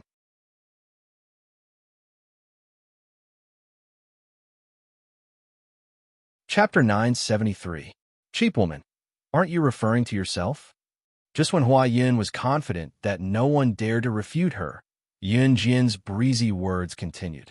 Hua Yun had always thought that everyone present was defeated by her, which was why she had rushed back with her rich new husband, Hu Chaochuan, to watch Gu Junjian make a fool of himself. Especially when she saw that the wife who was about to marry Gu Junjian was such a weak and useless person. She laughed out loud right then and there. She sneered inwardly. In spite of it, she did not expect Yun Jian to jump out when she tried to belittle Qin Yiru verbally in an attempt to show off her nobility. When Yun Jian refuted her verbally, Hua Yun was stupefied. When she recovered, Hua Yun spoke to Yun Jian with a frown in an even more haughty tone. "Who are you?" With her usual arrogant attitude, Hua Yun snorted. Lowly creatures are indeed lowly. Gu Xian could barely stand Hua Yun's taunting. Gu Xian cut her off. "Mom, Annie Qin and Xiao Jian aren't cheap, as you say. He was about to retort when Hua Yun snatched the right to speak. "Gu Xian, whose son are you? Whose side are you on?" Hua Yun stared at Gu Xian in disbelief, only remembering then that Gu Xian was her son. "I'm Dad's son," Gu Xian answered after 2 seconds of silence with a frown. Gu Xian realized that it was not as difficult as he imagined to say it. What he said meant that he was subconsciously on Qin Yiru's side. "That's why they're my family now. At least they really care about me." Gu Xian seemed to think that it was not enough as he suddenly yelled at Hua Yun, his tone thick with disappointment. Hua Yun was stunned. She did not expect Gu Xian to stand up for Qin Yiru and criticize her. In spite of it, if Hua Yun had any remorse, she would not have done such a thing back then. After a moment of silence, Hua Yun held Hu Chaochuan's hand tightly. I've really given birth to an ingrate. Inhumane." Hua Yun scoffed softly. Then, She hooked her arm around Hu Chaochuan and turned around elegantly, leaving her back view to Qin Yiru, Yunjian, and the others. Just as they were about to leave the place, Hua Yun's side, she suddenly turned around and said, "Remember to tell good Junjian that I'll attend his wedding. Ha ha, ha ha. I like to see what kind of wedding you guys can make." As she spoke, Hua Yun rolled her eyes. Hu Chaochuan, who was standing beside Hua Yun, put his arm around Hua Yun's waist. Hu Chaochuan, who was short, fat, and bald, pinched Hua Yun's thin waist and laughed lewdly. "Baby, with their financial status, it'll be good enough if they can make a wedding that's 1,000th of ours." Hu Chaochuan's words attracted another round of mockery from Hua Yun. "Thank you for your kind words. My house has a high threshold, and we don't welcome any Tom, Dick, or Harry. Please bring a cleaner with you next time. I'm a clean freak. I don't like dirty things."